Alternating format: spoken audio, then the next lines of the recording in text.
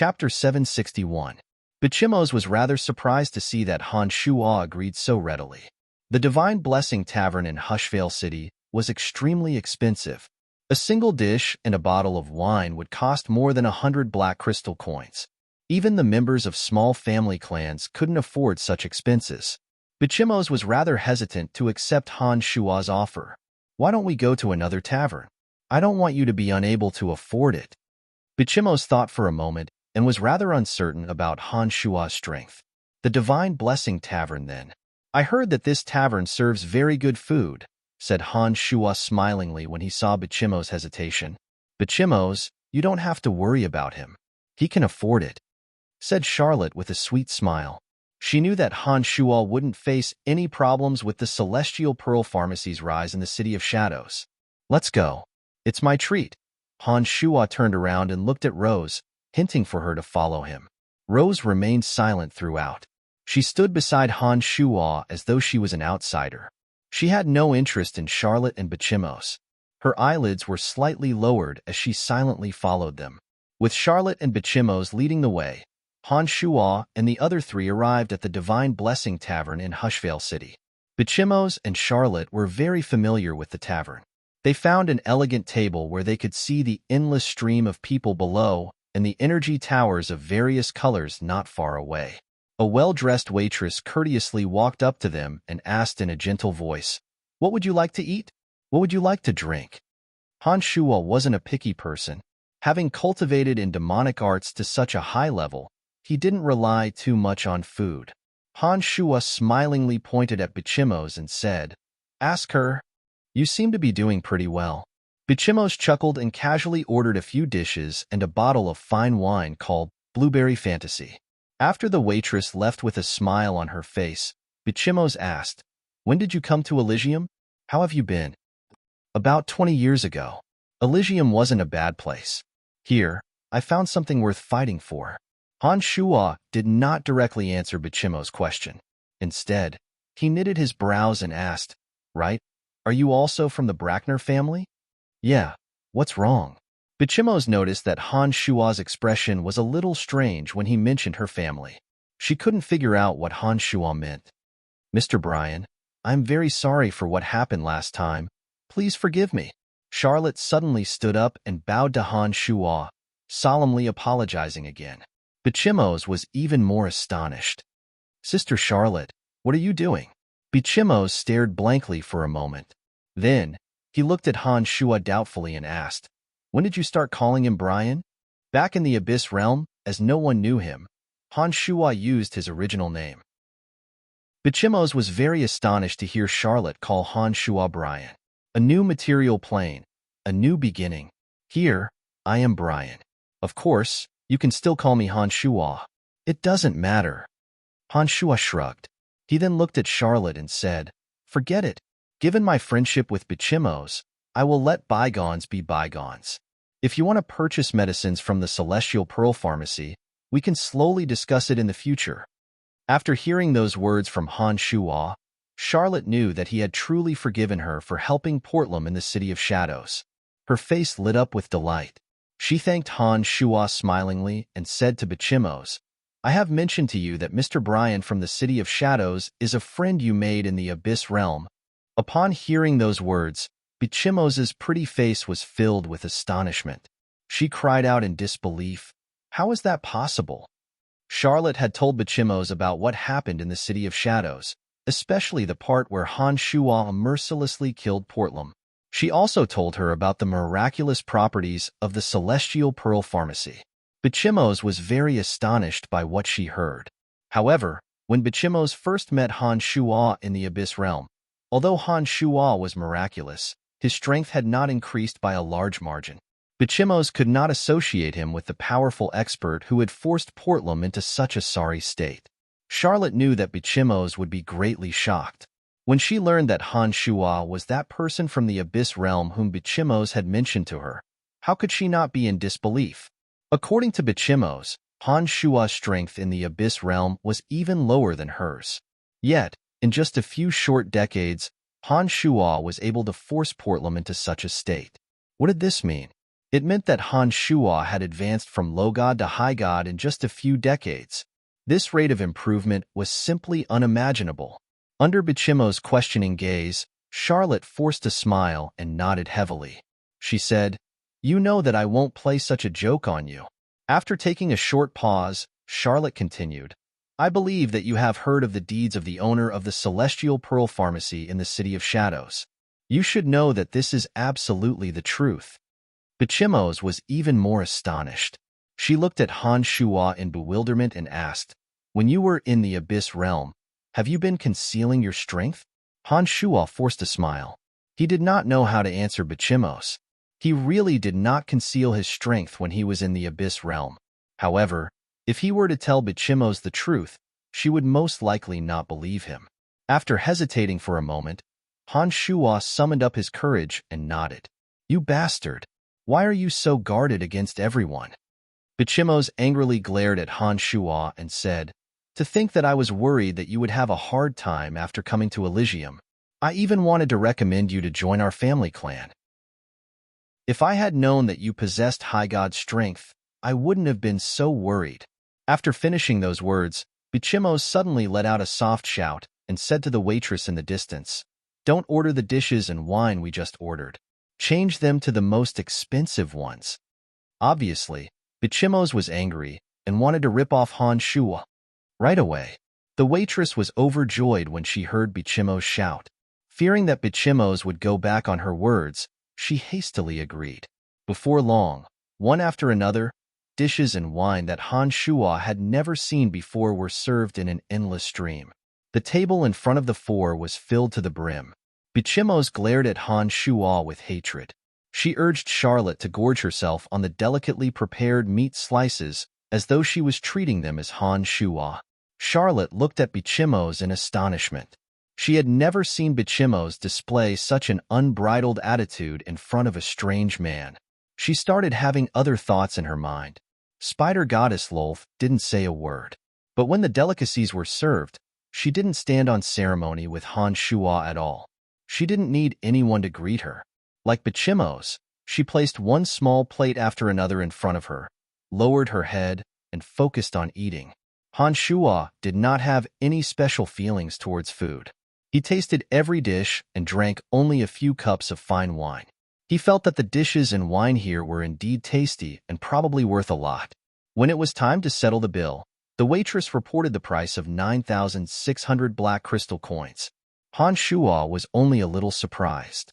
Now that Han Shuo was rich and overbearing, he naturally wouldn't be shocked by such a small amount of black crystal coins. Under Bichimo's gaze, Han Shuo very straightforwardly threw out a bag of 10,000 black crystal coins each. Bichimos, Charlotte, and Rose had drunk some wine. Their cheeks were slightly flushed, making them appear radiant and dazzling. Charlotte was a little better. Her temperament was excellent, but her appearance was only average. On the other hand, Bichimos and Rose were extremely beautiful. The rosy glow on their charming faces greatly increased their charm, causing Han Shuo to feel stunned. Bichimos had been sizing up Han Shuo. When she saw him calmly settle the bill, she softly muttered, "He's really rich." He didn't even bat an eyelid when paying 10,000 black crystal coins. "He's even more generous than my father." "Let's go." Han Shuo stood up. His majestic body towered over the many gods in the divine blessing pharmacy. His extravagant spending and the graceful appearances of the three women beside him attracted many people's attention. They thought, "Who is this guy? Since when did Hushvale City have such a guy with boundless luck with women?" Those who could afford to come to the Divine Blessing Pharmacy were all people of high status in Hushvale City.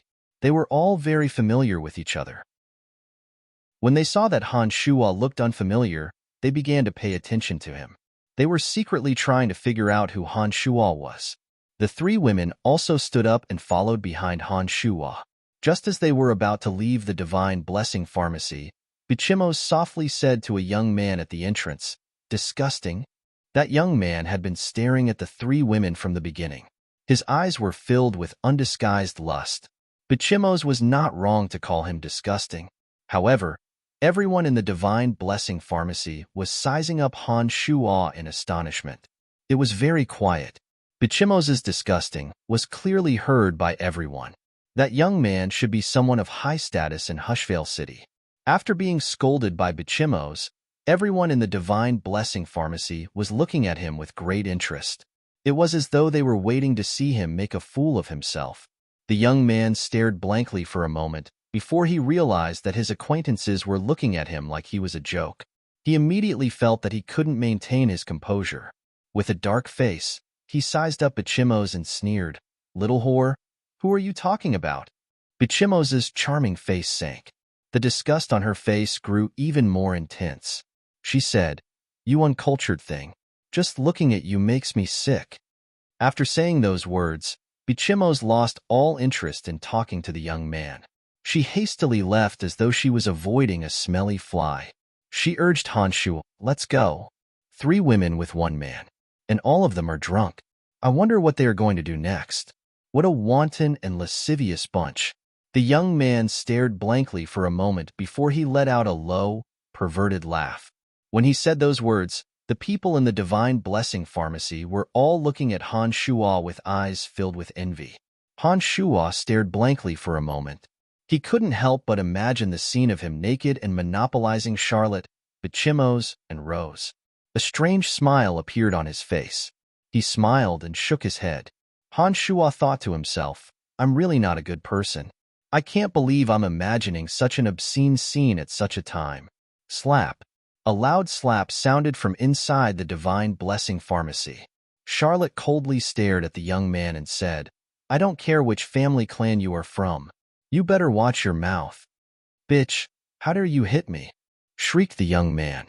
The Divine Guards who were eating and drinking at the table also stood up with cold and indifferent looks on their faces. In an instant, they spread out and surrounded Han Shuo's group of 4. It seems that this matter won't be easily resolved. Charlotte's attack was too fast. The young man was only a mid-god of death. He simply couldn't defend himself in time. By the time Han Shuo came to his senses, the Divine Guards around the young man had already surrounded them. Han Shuo wasn't afraid of trouble. However, his main purpose in coming to Hushvale City was to eliminate hassling and Avery. If he were to expose his identity before that, it would greatly affect his plan. Seeing that the situation had developed to such a stage, Han Shuo's heart sank. He began to ponder on how to quickly resolve this problem.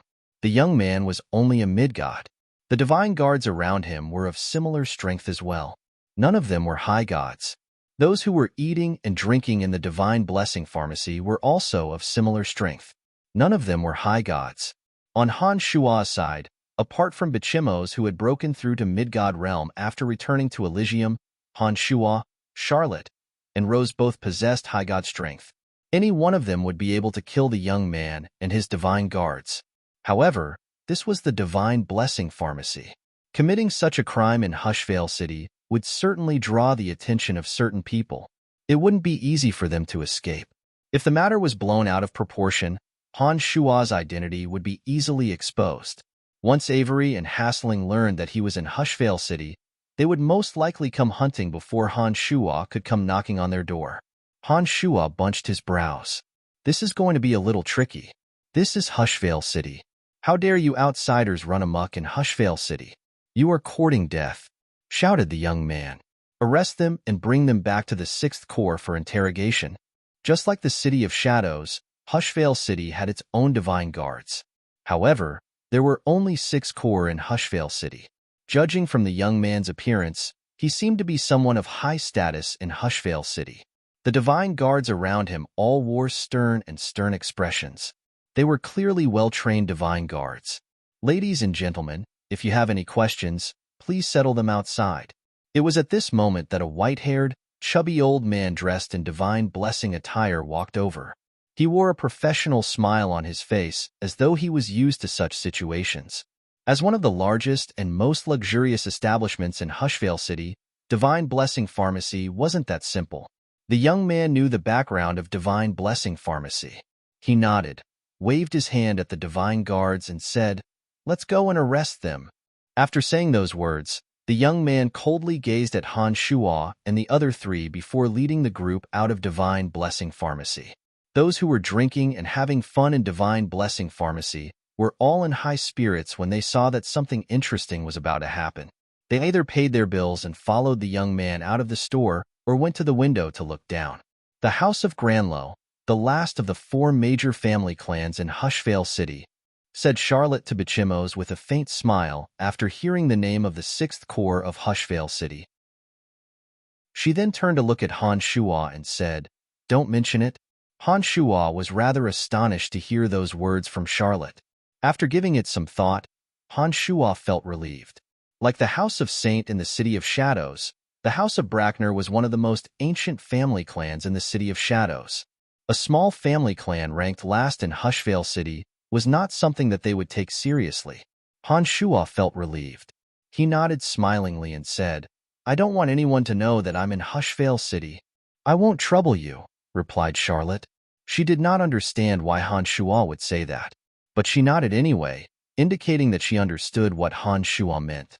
Rose did not say a word, but her face was rather ugly. That young man's words were too offensive. She was clearly enraged.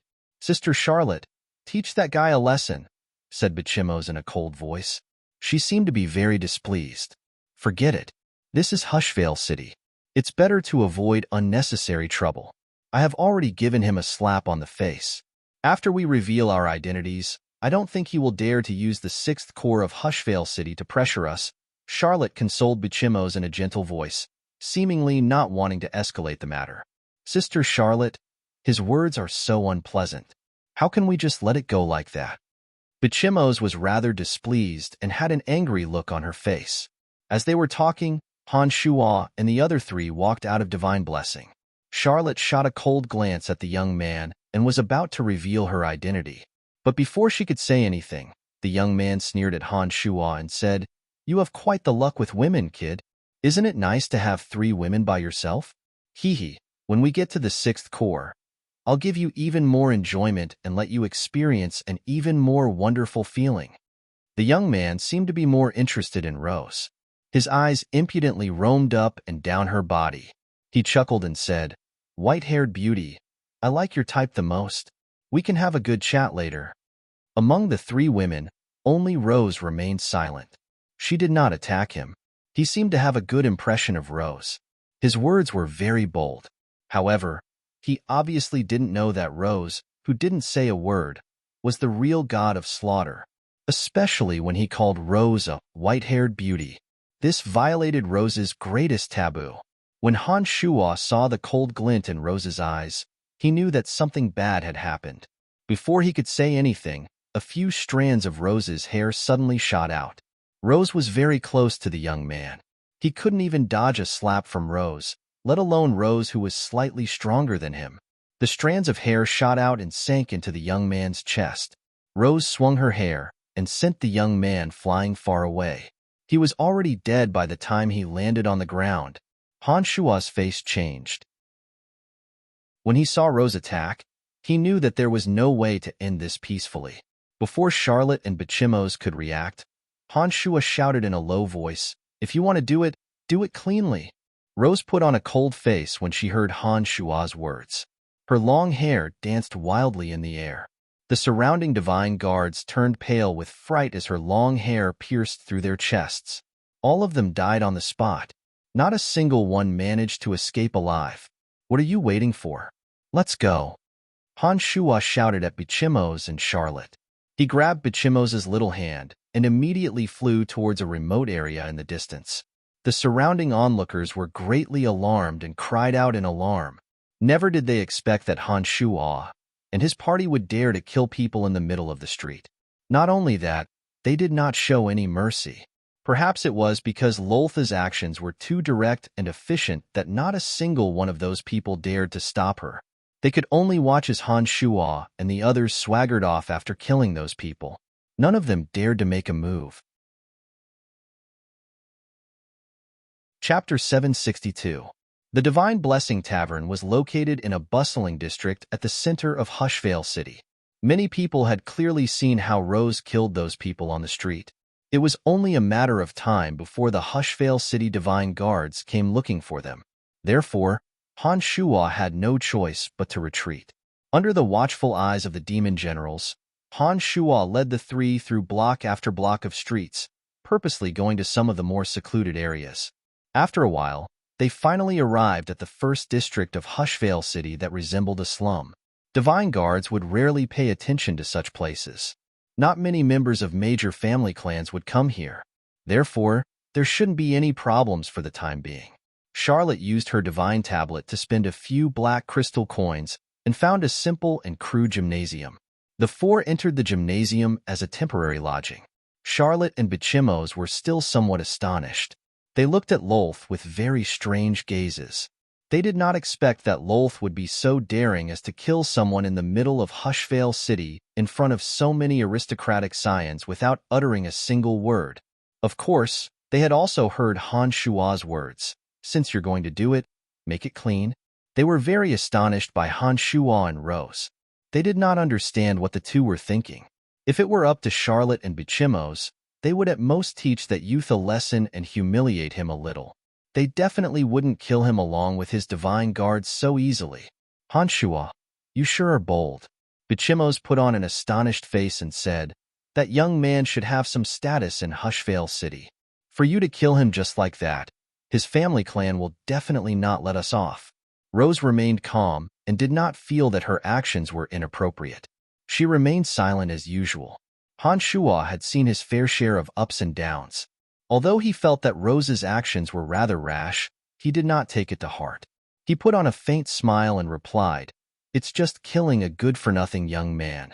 It's no big deal. After taking a short pause, Han Shua turned to Charlotte and Bichimos and said, Hushvale City will surely investigate the three of us. The two of you should leave Hushvale City as soon as possible.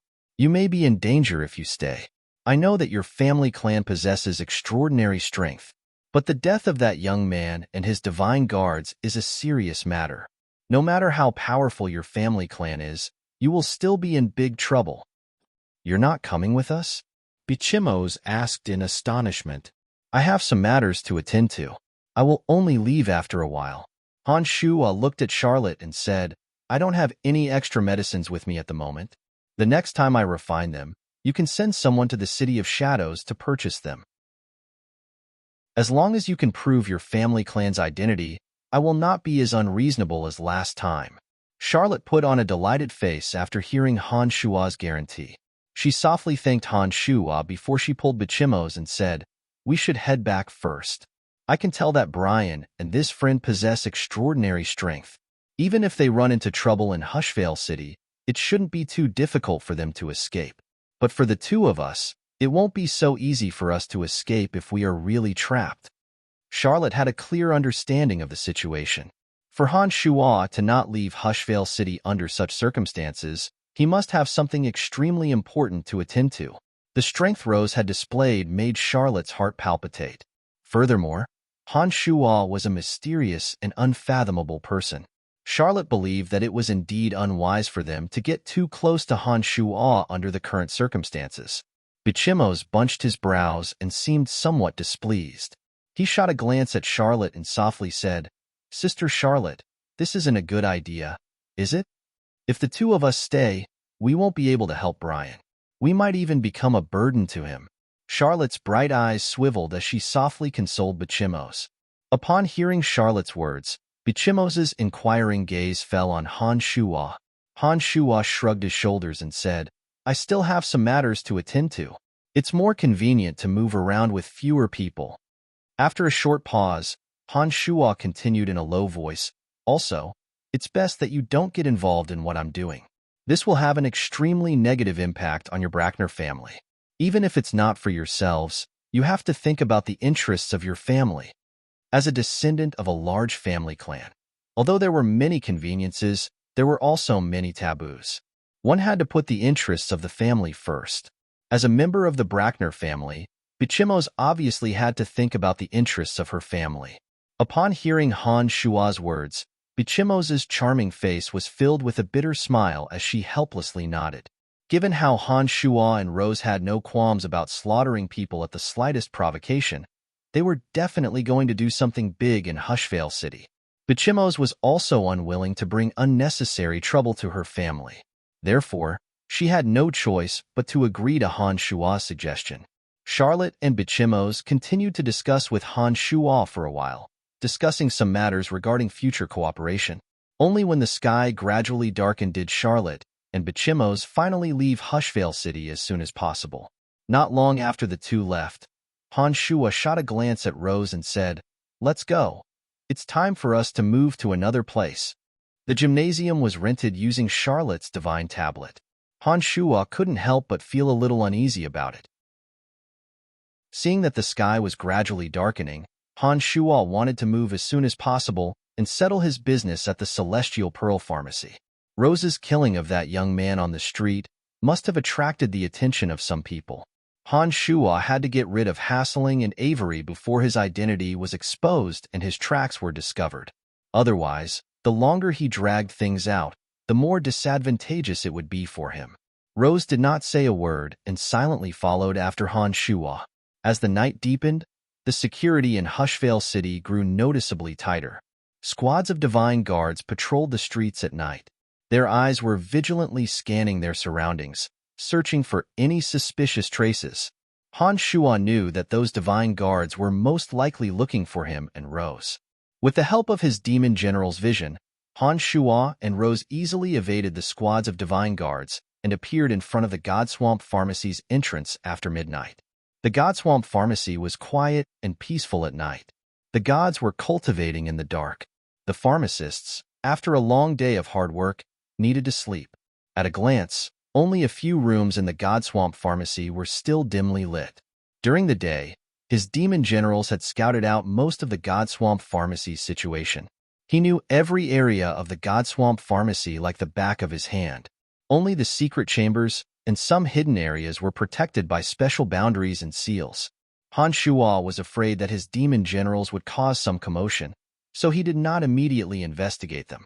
The demon generals refined from mid-gods and low-gods, after turning incorporeal, hid in the dark and observed the Godswamp Pharmacy from afar. The demon generals refined from Eugene and Eugene, on the other hand, were assigned by Han Shua to explore the secret chambers and sealed areas protected by boundaries. Demon generals refined from high gods were spirit demons of the highest grade. They possessed greater strength and ability to conceal themselves. It would be more likely for Han Shua to send them to explore some hidden areas. Rose was right beside Han Shua. She could sense strange life forms flying out from Han Shua's body. They were like invisible flying insects that spread in every direction. Just like Andrina, Rose was very curious about Han Shua's demon generals. She, who had been silent all this time, asked in a soft voice, "What are those things flying out from your body?" "They are similar to the little spiders you control. They are used to gather information." Han Shua casually replied. He did not intend to give a detailed explanation. "It's different. My little spiders are formed by the cells in my body using a special energy. They don't have the ability to fly or hide." After a short pause, Rose closed her eyes and sensed for a moment before she continued, "Moreover, they are far less powerful than life forms like you. You are not a foreigner. How did you do it? You're a slave. Ask less questions and do more work." Han Shua didn't want to answer and directly slapped a label on him. Rose's eyes dimmed. She seemed to have recalled her identity. She curled her lips and said disdainfully, "What's so great about that?" Han Shua ignored her. Under the dim light of the night, the two demon generals of the highest grade had already approached the boundary with the secret chamber. Boundaries that could sense the existence of boundaries from afar generally wouldn't be particularly powerful. The two demon generals of the highest grade easily broke through the boundary and went all the way inside. It was a secret passageway leading to the underground. The walls were covered with energy crystals, making the passageway appear brightly lit. As they went deeper, there were 7 to 8 small boundaries blocking their way. The two demon generals of the highest grade passed through safely without triggering any abnormalities in the boundaries. When they were about 500 to 600 meters underground, a black iron door blocked the demon generals' prying. The black iron door had an extremely dense boundary energy. The grooves on the door were filled with high-purity energy crystals. The boundary energy was extremely powerful. It was impossible for the demon generals to go any further. There had to be some sort of secret behind the iron and stone door. Before confirming that Avery was inside, Han Shuo didn't dare rashly let the demon generals barge in. Once the boundary reacted and alerted the people inside, it would cause them to be on their guard. This would be detrimental to this operation. Han Shuo controlled the demon generals to stop in front of the black iron door. He waited patiently, wondering if he should take the risk. Just as Han Shuo was pondering, the demon generals placed outside the Godswamp Pharmacy noticed a person wearing the uniform of a pharmacist entering the Godswamp Pharmacy. Han Shuo's heart jolted. He temporarily stopped his wild thoughts and quietly waited for the person to enter. The person did not disappoint Han Shuo. He cautiously entered the Godswamp Pharmacy and headed straight for the black iron door. After a while, the person stood in front of the iron door and twisted a crystal compass. Then, a soft voice sounded from the other side of the door. "Who is it?" "It's me, Karf," the pharmacist, who seemed to be a frequent visitor, replied softly and moved his face closer to the black iron door. The boundary energy gradually weakened. Then, the door slowly opened. A person smilingly invited Karf in and asked, "What good stuff have you brought today?" With just a glance, the demon general could tell that the gatekeeper was one of Avery's former subordinates of the Fifth Corps. After Han Shuo took over the Fifth Corps, he had spent a lot of time reading through the information he had on the Fifth Corps. He had a good idea of who Avery's most loyal subordinates were.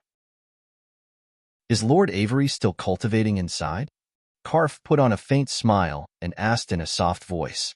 "Yes, I'll bring you there," the former Fifth Corps Divine Guard replied smilingly. At this moment, the black iron door was closed and the boundary was reconnected. The two's voices grew softer and softer.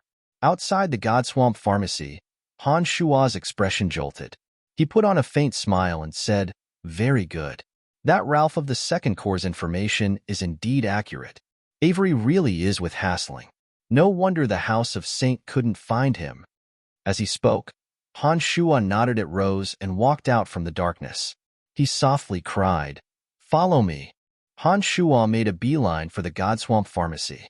With the omnipresent vision of demon generals, Han Shuo easily evaded the detection of the Godswamp Divine Guards and headed straight for the entrance of a secret chamber protected by boundaries.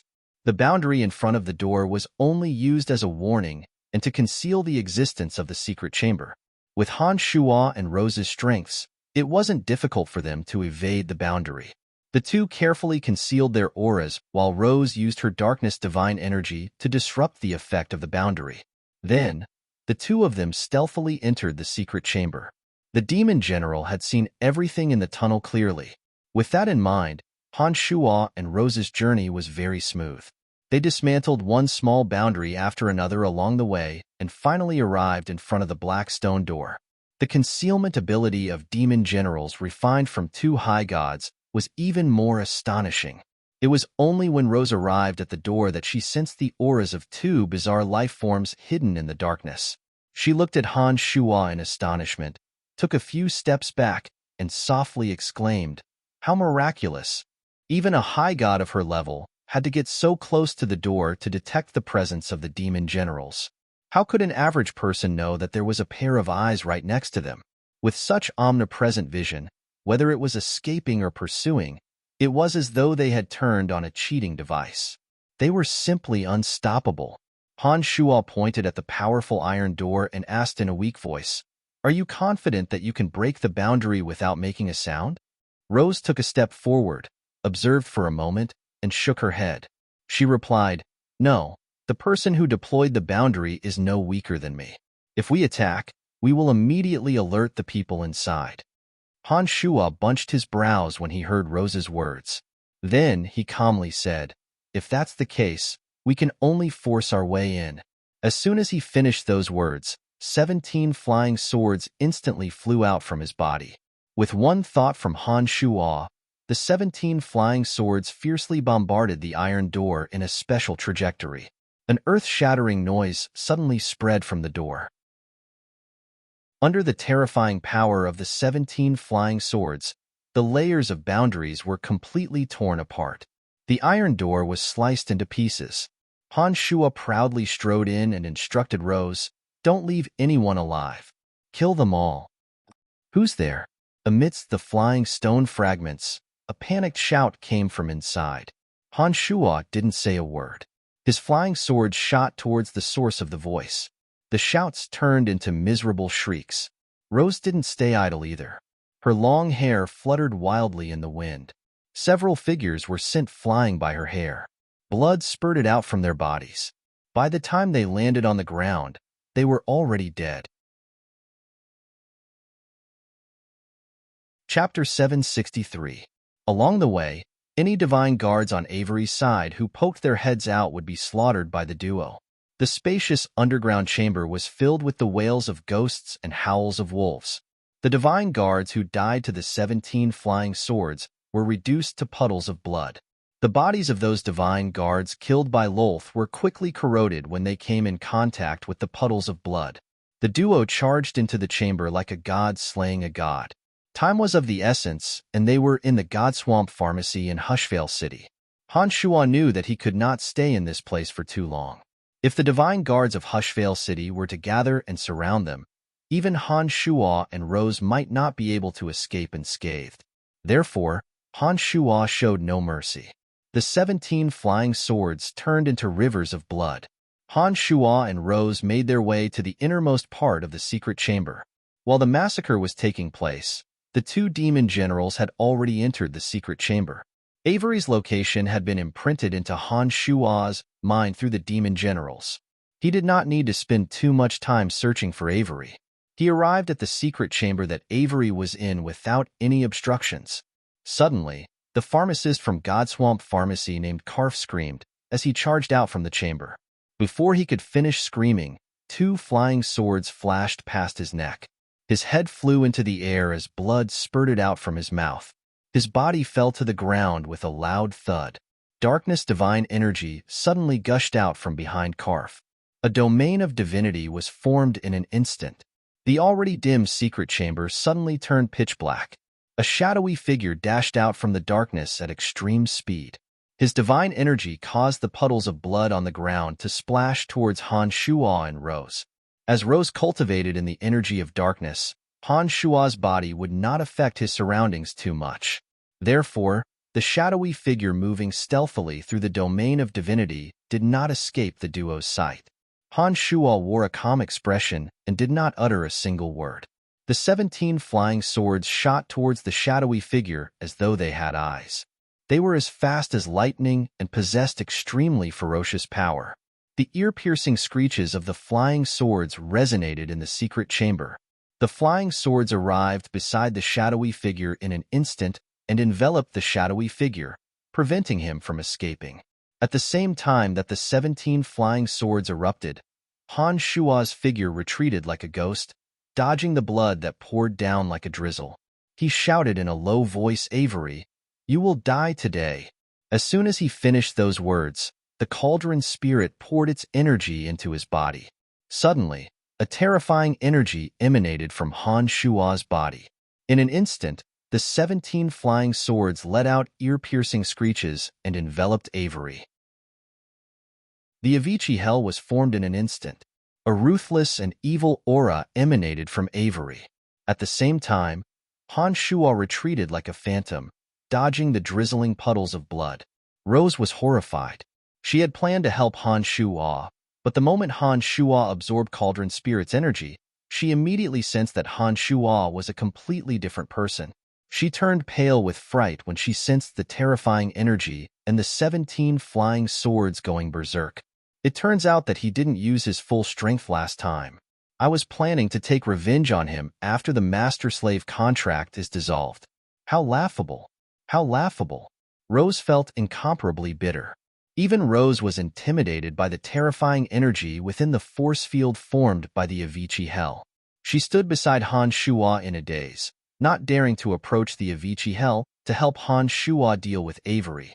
It was also at this moment that Rose completely gave up on avenging Han Shuo. She even started to fear Han Shuo. Rose knew Han Shuo better than most people on Elysium. Back when she was on Profound Continent, Rose had secretly probed Han Shuo's strength through Adele, a disciple of Han Shuo's. It hadn't been long since Han Shuo had gained such terrifying strength. Not only did Rose feel that it was unimaginable, but she also deeply feared Han Shuo. Avery's strength was inferior to Rose's, and this time, Han Shuo had borrowed Cauldron Spirit's energy. Therefore, Avery was completely powerless in the Avicii Hell. The darkness divine energy in his body was corroded by the frost and acid toxins of the 17 flying swords. In just a few seconds, he had lost all hope. Han Shuo suddenly dashed towards Avery and coldly shouted, "Carmelita didn't kill your children. It was me."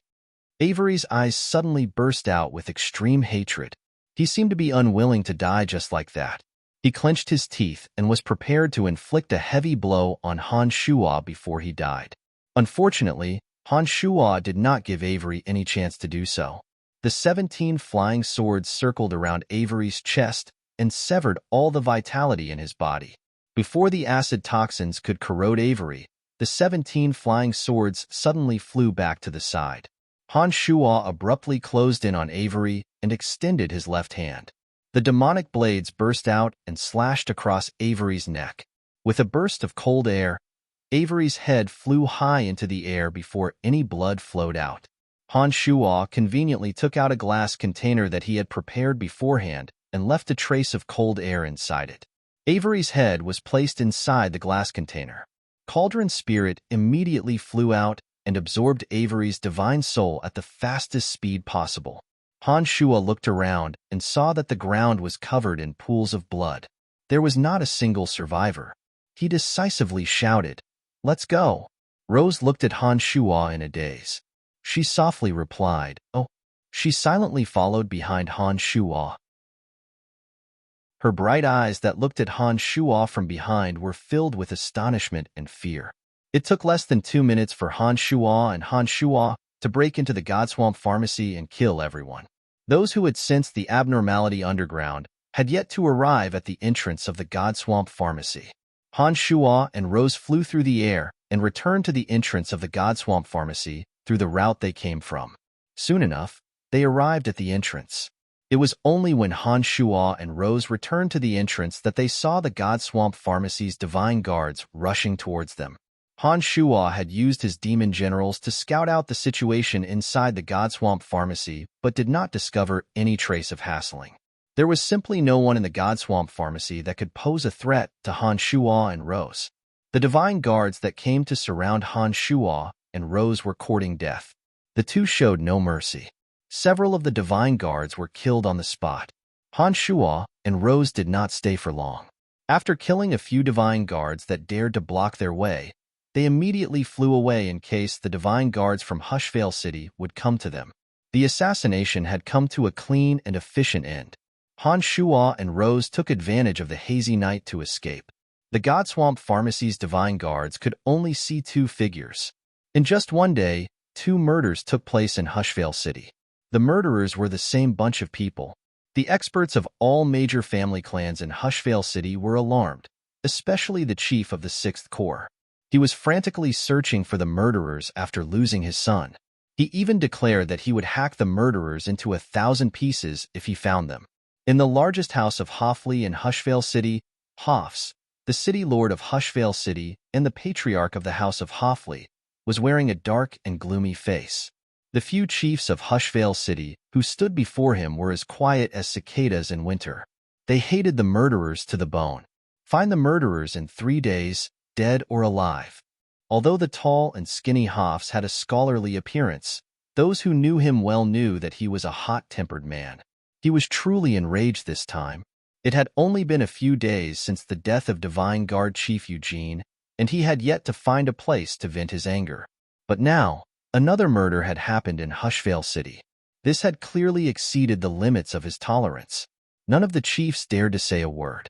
Only the chief of the 6th Corps, Salohuchi, who had lost his son, shouted, "Rest assured, City Lord. All the divine guards of the 6th Corps have been mobilized. All the major city gates have received the news that no white-haired woman is allowed to leave the city. The murder at Godswamp Pharmacy happened after the city gates were sealed. We can be certain that the murderers are still in Hushvale City. As long as we increase our search efforts, there is no way that the two can escape. I don't care what methods you use. I want them dead or alive in 3 days. Hoffs was extremely enraged. He asked, Has Hasling not returned yet? My lord, Hasling is in fires in town. We have sent word that Hasling is currently in Hushvale City. Given the distance between fires in town and Hushvale City, Hasling will be arriving soon, replied lordily, the chief of the First Corps respectfully. Why did the two insist on killing people at Godswamp Pharmacy?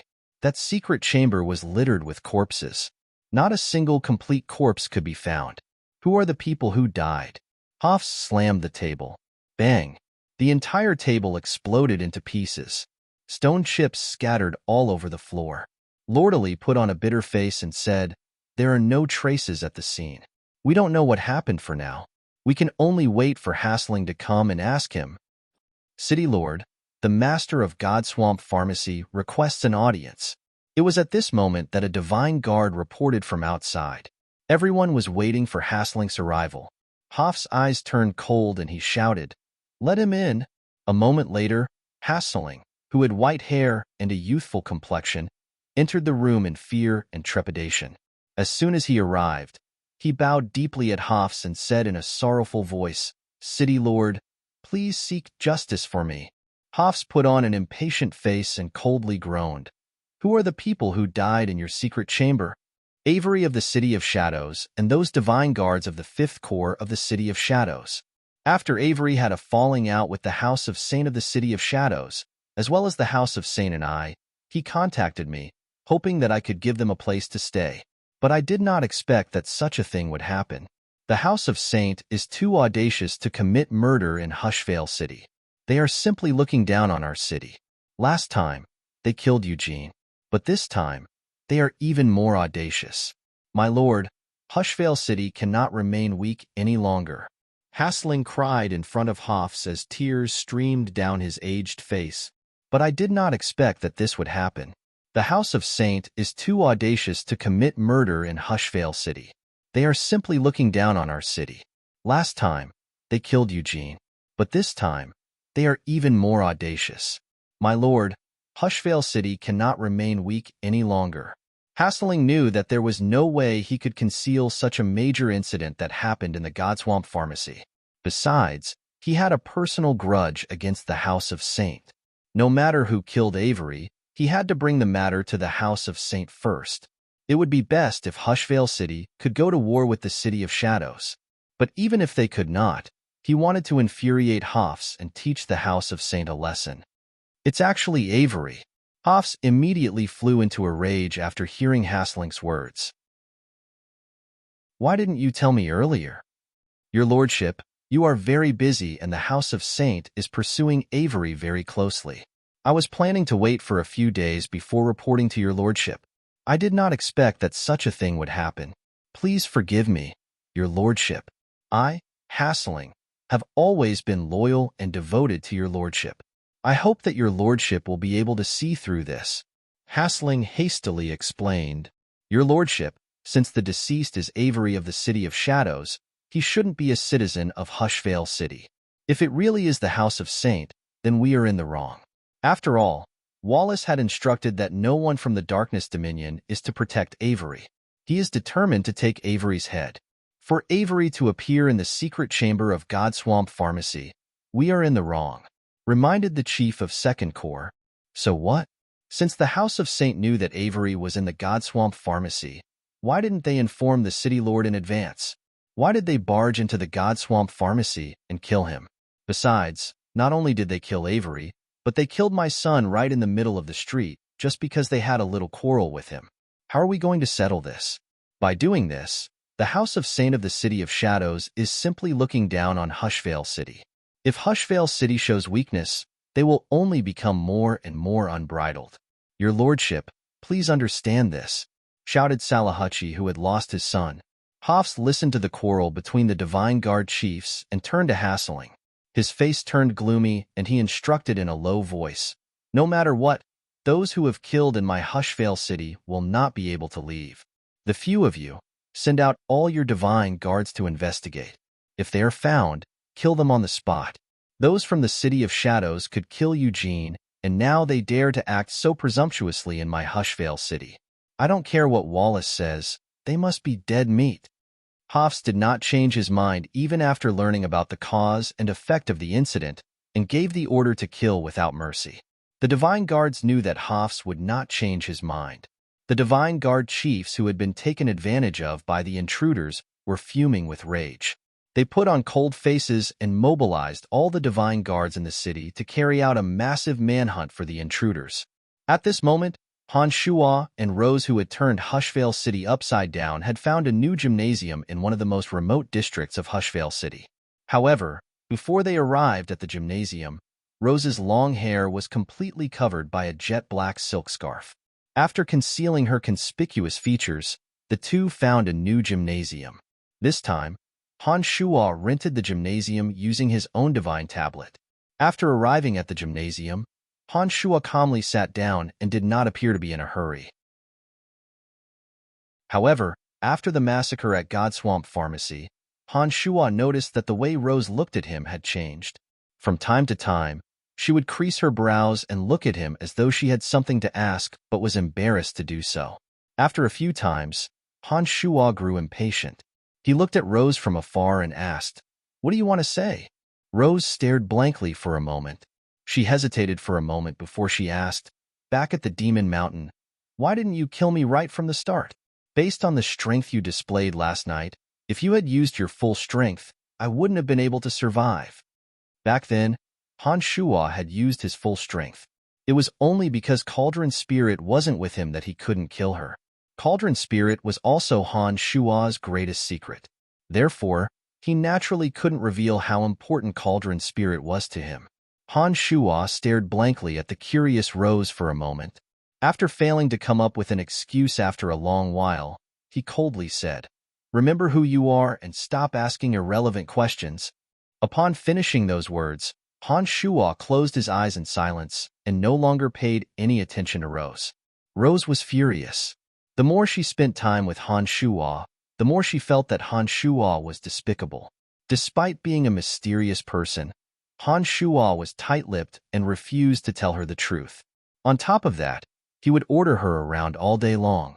This filled Rose's heart with resentment, but she had nowhere to vent it. "When are we leaving?" Rose glared hatefully at Han Shuo for a few more times before she asked, "After a day and night of killing, I reckon that the entire Hushvale City is in chaos. You have also asked me to cover my white hair. You should know that Hushvale City will not let us off. Under such circumstances, if we are discovered, all the experts of Hushvale City will gather here. Even if we have decent strength, we won't be able to escape from the joint pursuit of all the experts of Hushvale City." Although Rose was confident in her own strength, she knew that it was impossible for her to escape from the encirclement of Hushvale City. She wasn't even a match for the City Lord of Hushvale City. If all the experts of Hushvale City were to gather, she believed that even Han Shuo wouldn't be able to escape unscathed. Right now, Hushvale City is on high alert. There are more Divine Guards on the streets than there are pedestrians. All the city gates must have been sealed. It is not a good time for us to leave Hushvale City at this moment. "We are most likely to be exposed," said Han Shuo lazily with his eyes still closed. "Besides, this matter has not been settled cleanly. Haven't we already killed them all? What else do you want?" asked Rose in astonishment. "We are still missing one person. This person is even more difficult to deal with than Avery.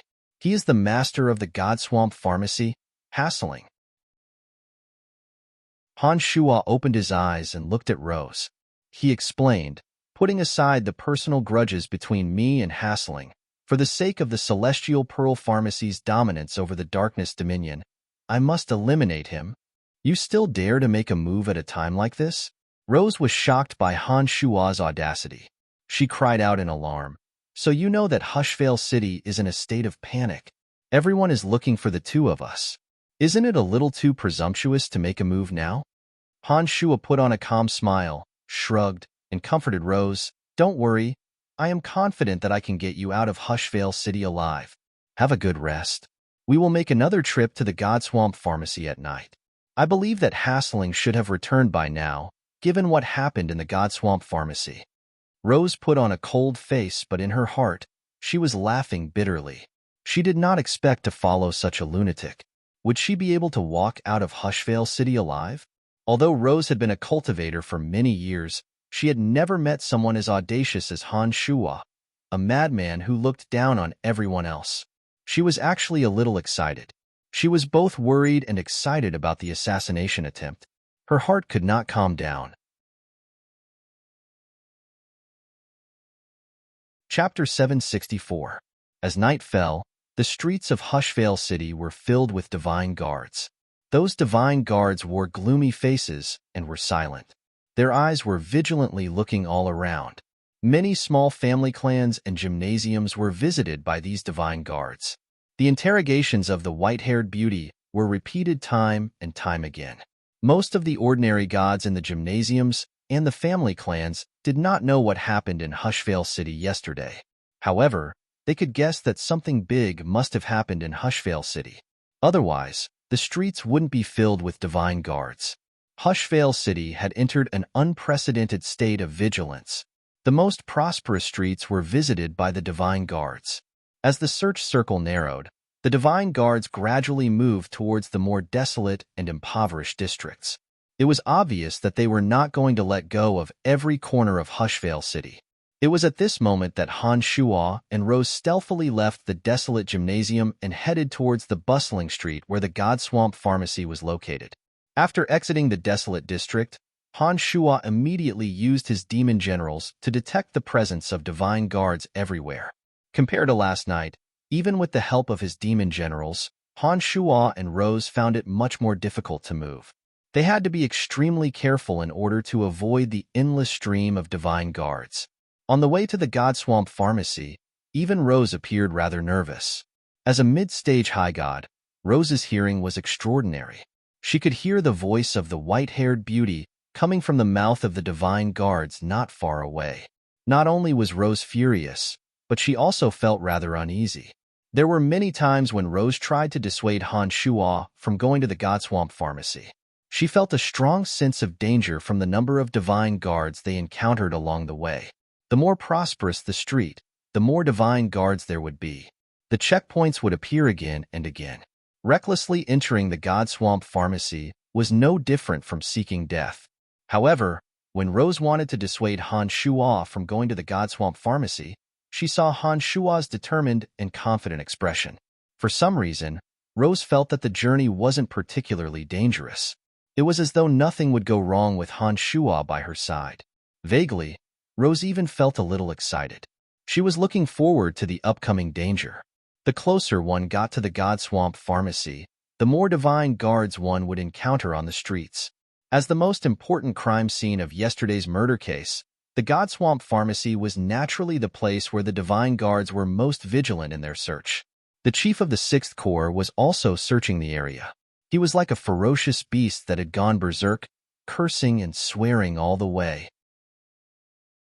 If it weren't for the fact that the 5th Corps was out of sight, Han Shuo wouldn't have brought Rose to the God Swamp Pharmacy. Of course, without his demon generals, Han Shuo wouldn't have been able to get close to the God Swamp Pharmacy without alerting any divine guards. With the experience of yesterday's assassination, Han Shuo knew every corner of the God Swamp Pharmacy.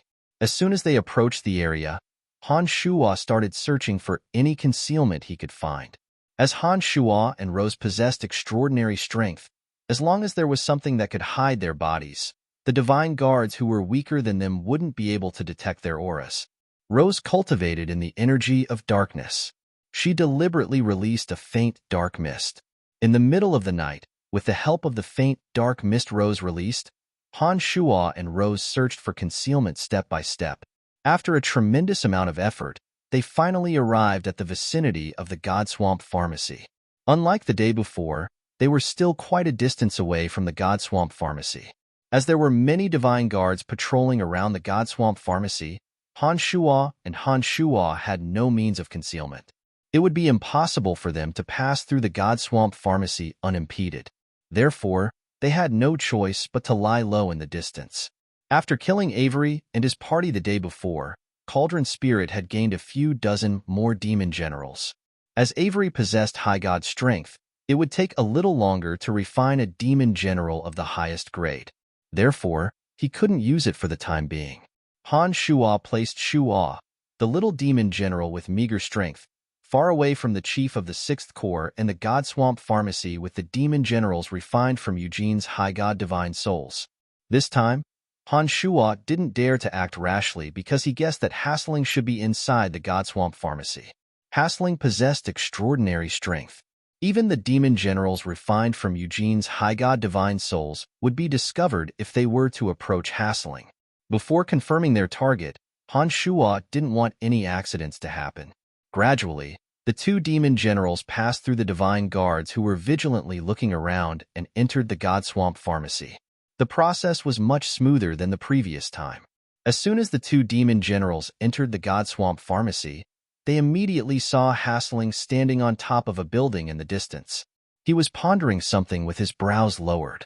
With such a major incident happening in Hushvale City, and the Godswamp Pharmacy being the main crime scene, Hassling had an undeniable responsibility. In order to show the city lord that he was wholeheartedly working for Hushvale City, Hassling removed all the boundaries and seals around the Godswamp Pharmacy. He did not hide or plot anything but stood at the most conspicuous spot in the Godswamp Pharmacy, as though trying to show that he was open and aboveboard. All of Hushvale City's divine guards were on full alert. In addition, Hassling did not know that he was also Han Shuo's main target. Therefore, he was not worried about his own safety at all. Although he put on a worried face, he was actually overjoyed. He had been planning and plotting for many years for the sake of dealing with the House of Saint. How could he not be excited to see the city lord of Hushvale City so irascibly declare war? As soon as the demon generals entered the Godswamp Pharmacy, they immediately saw Hassling standing proudly at the highest point. His hair was white and his face was as fair as jade. Han Shuo immediately confirmed that it was indeed Hassling. He turned to Rose and said, "Found him. Where is he?" Rose stared blankly. She did not expect that Han Shuo would be able to find his target so quickly. Han Shuo pointed at the tallest building in the distance and smilingly said, "He's at the top of that building. We are too far away from him. You won't be able to see him. Right now, we should be thinking about how to approach that building stealthily and kill Hassling." The area around Godswamp Pharmacy is vast and empty. There is no place to hide. It is almost impossible for us to avoid the eyes and ears of all the divine guards. I think we should wait for a while. Rose looked around and bunched her brows. She was certain that under such circumstances, it would be impossible to approach the building stealthily. If only Earth Elite Zombie was here, Han Shuo suddenly thought to himself as he gazed at the building in the distance. He started to miss the days when he had the 5 elite zombies by his side. Given the current circumstances, he would not be able to avoid detection by the divine guards stationed in Hushvale City even if he flew there. The only way he could approach the place without alerting anyone was to use Earth Elite Zombie's ability to burrow into the ground. However, Earth Elite Zombie and the others did not stay by his side as they wished to improve their strength. "I don't want to sit around and wait for death.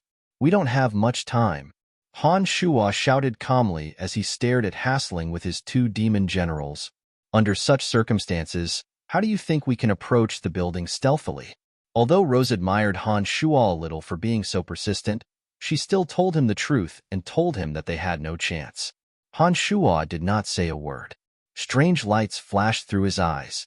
His brain was spinning rapidly as he tried to come up with a solution. After a long while, the corners of Han Shuo's mouth curved into a confident smile. He laughed and said, "I got it. What do we do?" Rose was startled. She looked at Han Shuo in astonishment. She did not know what Han Shuo could do under such circumstances. "Everyone is looking for you. What do you think will happen if you appear in the vicinity?" asked Han Shuo in a faint smile. Rose's heart turned cold. She put on a dejected face and did not look at Han Shuo. She lowered her head and softly said, "You want me to lure them away? I don't think I can escape from the pursuit of the entire Hushvale City without your help. Master, are you trying to send me to my death?" Ever since Han Shuo had subdued Rose, Rose had never addressed him as master without Han Shuo's explicit orders. But now, for some unknown reason, Rose actually addressed him as master. Perhaps she was disheartened and had lost all hope. Han Shuo immediately knew that Rose was thinking the wrong thing. But for some unknown reason, when he saw Rose's dejected expression, Han Shuo felt a little sorry for her. He shook his head and cast away the strange feeling in his heart. Then, he said in a cold voice, I have never thought of sending my own people to their deaths. Upon hearing Han Shuo's words, Rose, who had a dejected expression on her face, suddenly raised her head in pleasant surprise and asked, Then what do you plan to do? A demon head gradually materialized. Han Shuo's eyes sparkled as he stared at Rose. He ordered, Take off the headscarf. Rose was somewhat uncomfortable under Han Shuo's intense gaze. She avoided Han Shuo's gaze and took off the headscarf. Her silky silver hair flowed out and hung down to her waist. Han Shuo stared at Rose. Rose's expression became more and more strange. She didn't know why Han Shuo's gaze was so strange at this time. Suddenly, Rose covered her sexy lips in panic, fearing that she would scream. Her other hand pointed at the demon head that was gradually transforming. Rose couldn't believe it. Her heart was in a mess. It's not you. It's just a condensed illusion. How is it? It's very realistic, isn't it? Under Han Shuo's mental manipulation, the demon head took on the appearance of Rose. Her beautiful silver hair was very eye-catching. Rose looked at Han Shuo and nodded repeatedly. She was so astonished that she couldn't utter a word. Anyone who was not mentally prepared for this would be at a loss like Rose. They would not know what to do for a moment. It will lead those divine guards away for you. As long as they keep a suitable distance, those divine guards won't be able to tell the difference between you and the real you. By the time those divine guards discover the difference in aura between you and the demon head, it will have completed its mission and will have vanished into thin air. By then, we will have joined hands to kill Hassling, explained Han Shuo smilingly. Rose stared blankly for a long while before she finally came to her senses. She cried out in surprise, That's amazing. Is there any problem now? Han Shuo, who was in a hurry to get rid of Hassling, asked Rose one last time. Yes, there's no problem now. Rose suddenly felt rather embarrassed. Perhaps it was because she had misunderstood Han Shuo's plan. Now that she thought about it, it seemed that she had been overthinking. All right then, I will make my move now. Once those divine guards are lured away, we will immediately go and slaughter them, shouted Han Shuo. The demon head in Rose's form slowly walked out from his hiding spot and rapidly flew towards the Godswamp Pharmacy. The demon head in its tangible form was as light as a feather. It floated towards the Godswamp Pharmacy like a catkin. There were many divine guards in the vicinity. Almost as soon as the demon head appeared, the divine guards discovered Rose. They immediately started shouting, It's the white-haired woman. It's her. It must be her. How dare she come? The city lord has ordered us to kill them on sight. Don't hold back. Move. Do not let them escape, or we will not be able to answer to the city lord. The shouts and shouts of the divine guards broke the silence of the night. Those divine guards who did not see Rose's demon head were alarmed. They came out from their hiding spots and chased after the demon head. As soon as the demon head approached the Godswamp Pharmacy, Rose and her demon head immediately sensed that something was amiss. She immediately turned around and left, disappearing into the distance. All the divine guards became excited. They shouted and chased after the demon head. The divine guards at the entrance of the Godswamp Pharmacy also flew out, shouting and yelling. City Lord of Hushvale City, Hofs, had given them a deadline of 3 days. These divine guards knew that Hofs was a hot-tempered person. If they could not kill the murderer within 3 days, he might reprimand the divine guard chiefs. If their chief were to suffer, they, as subordinates, would not be able to escape punishment. They did not know how badly they would be reprimanded by their chief.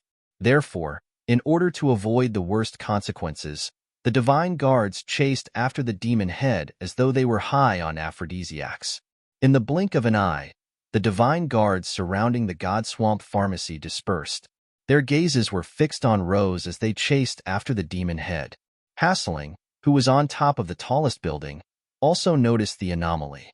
He hesitated for a moment, but ultimately decided not to give chase. It was the duty of the Hushvale City Divine Guards to hunt down murderers. Although he was very curious, He could only suppress his curiosity. He thought to himself, has that woman gone mad?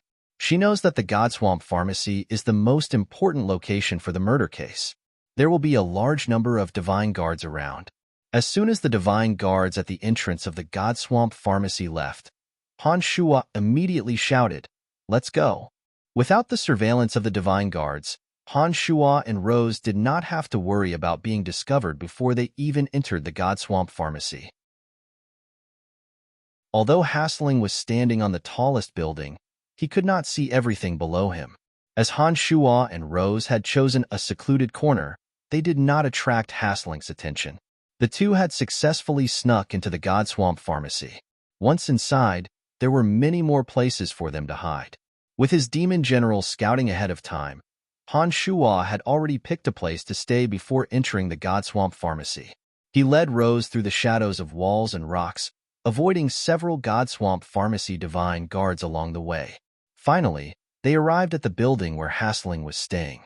Instead of flying straight up, the two concealed their auras and rushed to the top floor from the first floor at top speed. Time was of the essence. Han Shuo did not waste a second and arrived at the lowest floor of the building in an extremely short amount of time. Who's there? It was at this moment that Hasling suddenly sensed an aura rushing towards him from below. He let out a loud shout and without thinking, he prepared to make the first move. He knew very well that anyone who suddenly appeared at this moment would not be a friend. The stone slab from the bottom to the top of the building suddenly exploded. Shards of rock shot towards Hasling's head. The 17 flying swords flew out and enveloped Hasling in an instant. Without saying a word, Han Shuo closed his eyes and absorbed Cauldron Spirit's energy into his body at the fastest speed possible. He then deployed the Avicii Inferno and attacked Hasling with all his might. The commotion above had attracted the attention of the Godswamp Pharmacy divine guards below. A dozen or so divine guards rushed up to the top of the building in the blink of an eye. When they saw Rose wearing a cold face, they attacked without hesitation. The reason why Han Shuo insisted on bringing Rose along was so that she could help him take care of the small fries and finish off Hasling as quickly as possible. Rose knew that Han Shuo could not afford to be distracted at this moment. Rose obviously did not disappoint Han Shuo. Her long hair fluttered wildly in the wind. The dozen or so Godswamp Pharmacy divine guards that charged at her were sent flying by Rose's long hair. Arrows of blood shot out from their chests and rained down to the ground. Han Shuo closed his eyes and turned a blind eye to everything around him. He focused all his attention on the Avicii Inferno. The ear-piercing screeches of the 17 flying swords pierced through the silent night sky and spread far and wide. Not far away, many Hushvale City divine guards heard the soul-stirring screeches from the Godswamp Pharmacy. Some of them seemed to have sensed that something was amiss and hastily returned to the Godswamp Pharmacy. Hasling's cultivation realm was slightly higher than Avery's. He possessed mid-stage high god strength. He was able to endure the Avicii Inferno for a much longer period of time. He desperately resisted the corrosive power and cold toxins of the 17 flying swords. He shouted, "I recognize you. You are the master of the Celestial Pearl Pharmacy. I recognize you too. You once framed me and nearly caused my Celestial Pearl Pharmacy's downfall in the City of Shadows. Also, you have an extraordinary relationship with the God Hunters, and the Godswamp Pharmacy is the largest pharmacy in the Darkness Dominion. Therefore, you must die today." Han Shuo suddenly let out a low roar and opened his eyes wide. The 17 flying swords that enveloped Hasling suddenly transformed into indistinct shadows that interweaved into a large net that wrapped around Hasling. Han Shuo, who had seen the Hushvale City divine guards approaching with his demon generals, abruptly approached Hasling. Han Shuo summoned all the energy in his body and swung the demon's lair edge at Hasling. The energy of his two avatars and his main body blasted out. In an instant, as though some sort of bizarre transformation had occurred, Hasling's head was sent flying by the demon's lair edge. Cauldron Spirit suddenly flew out and collected Hasling's divine soul at the fastest speed possible. Han Shu casually collected Hasling's space ring and shouted, "Let's go." Upon finishing those words, Han Shuo flew into the distance with Rose following closely behind. Chapter 765. The Hushvale City Divine Guards that had been dispersed from the Godswamp Pharmacy were returning from the vicinity. They happened to see Han Shuo and Rose flying away from the tallest building in the Godswamp Pharmacy and immediately chased after them. At the same time, a furious roar sounded from the direction they came from. God damn it, it's an illusion. The voice belonged to the chief of the 6th Corps, Salohutchi. He had been chasing after the demon general with a group of divine guards for half a day. With great difficulty, he finally caught up with the demon general that had taken the form of Rose. Salohutchi immediately sensed that something was wrong with the demon general. The demon general quickly dissipated and vanished. Salohutchi immediately knew that it was an illusion. Salohutchi could sense the trajectory of the demon general, but at this moment, he heard a cry of alarm behind him. He immediately realized that he had been lured away. Ignoring the demon general that had flown away, he hastily returned and chased after Han Shuo and Rose with the other divine guards. Hassling is dead. Hassling is dead. Master is dead. Master has been killed. The loud cries of the Hushvale City Divine Guards and those from the Godswamp Pharmacy sounded from the Godswamp Pharmacy. The news of Hassling's death was immediately received by all the divine guards in the vicinity.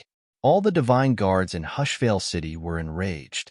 The murderer had returned to Godswamp Pharmacy and killed Hassling even though they were under tight defense.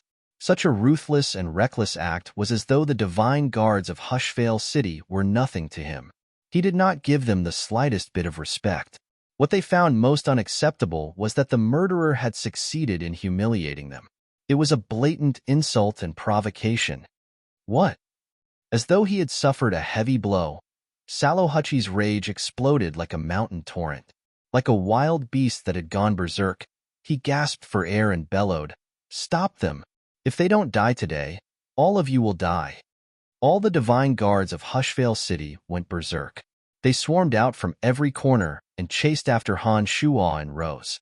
Divine guards from other corps also rushed over after hearing the commotion. The entire street was in an uproar. There must be at least one divine guard within 10 meters of Han Shuo. Even if Han Shuo had extraordinary abilities, he would not be able to completely conceal himself under such a dense encirclement of divine guards. He was surrounded by Hushvale City divine guards from all directions. Every single one of them had their eyes fixed on the two. Unless Han Shuo could turn invisible like a demon general, he would not be able to vanish into thin air under the watchful eyes of so many. Rose stuck close to Han Shuo. Neither of them had any intention of fighting. They chose to rush through areas where the crowd was sparse. Whenever they ran into a large group of divine guards, they would force their way through. They dared not expose themselves to the encirclement.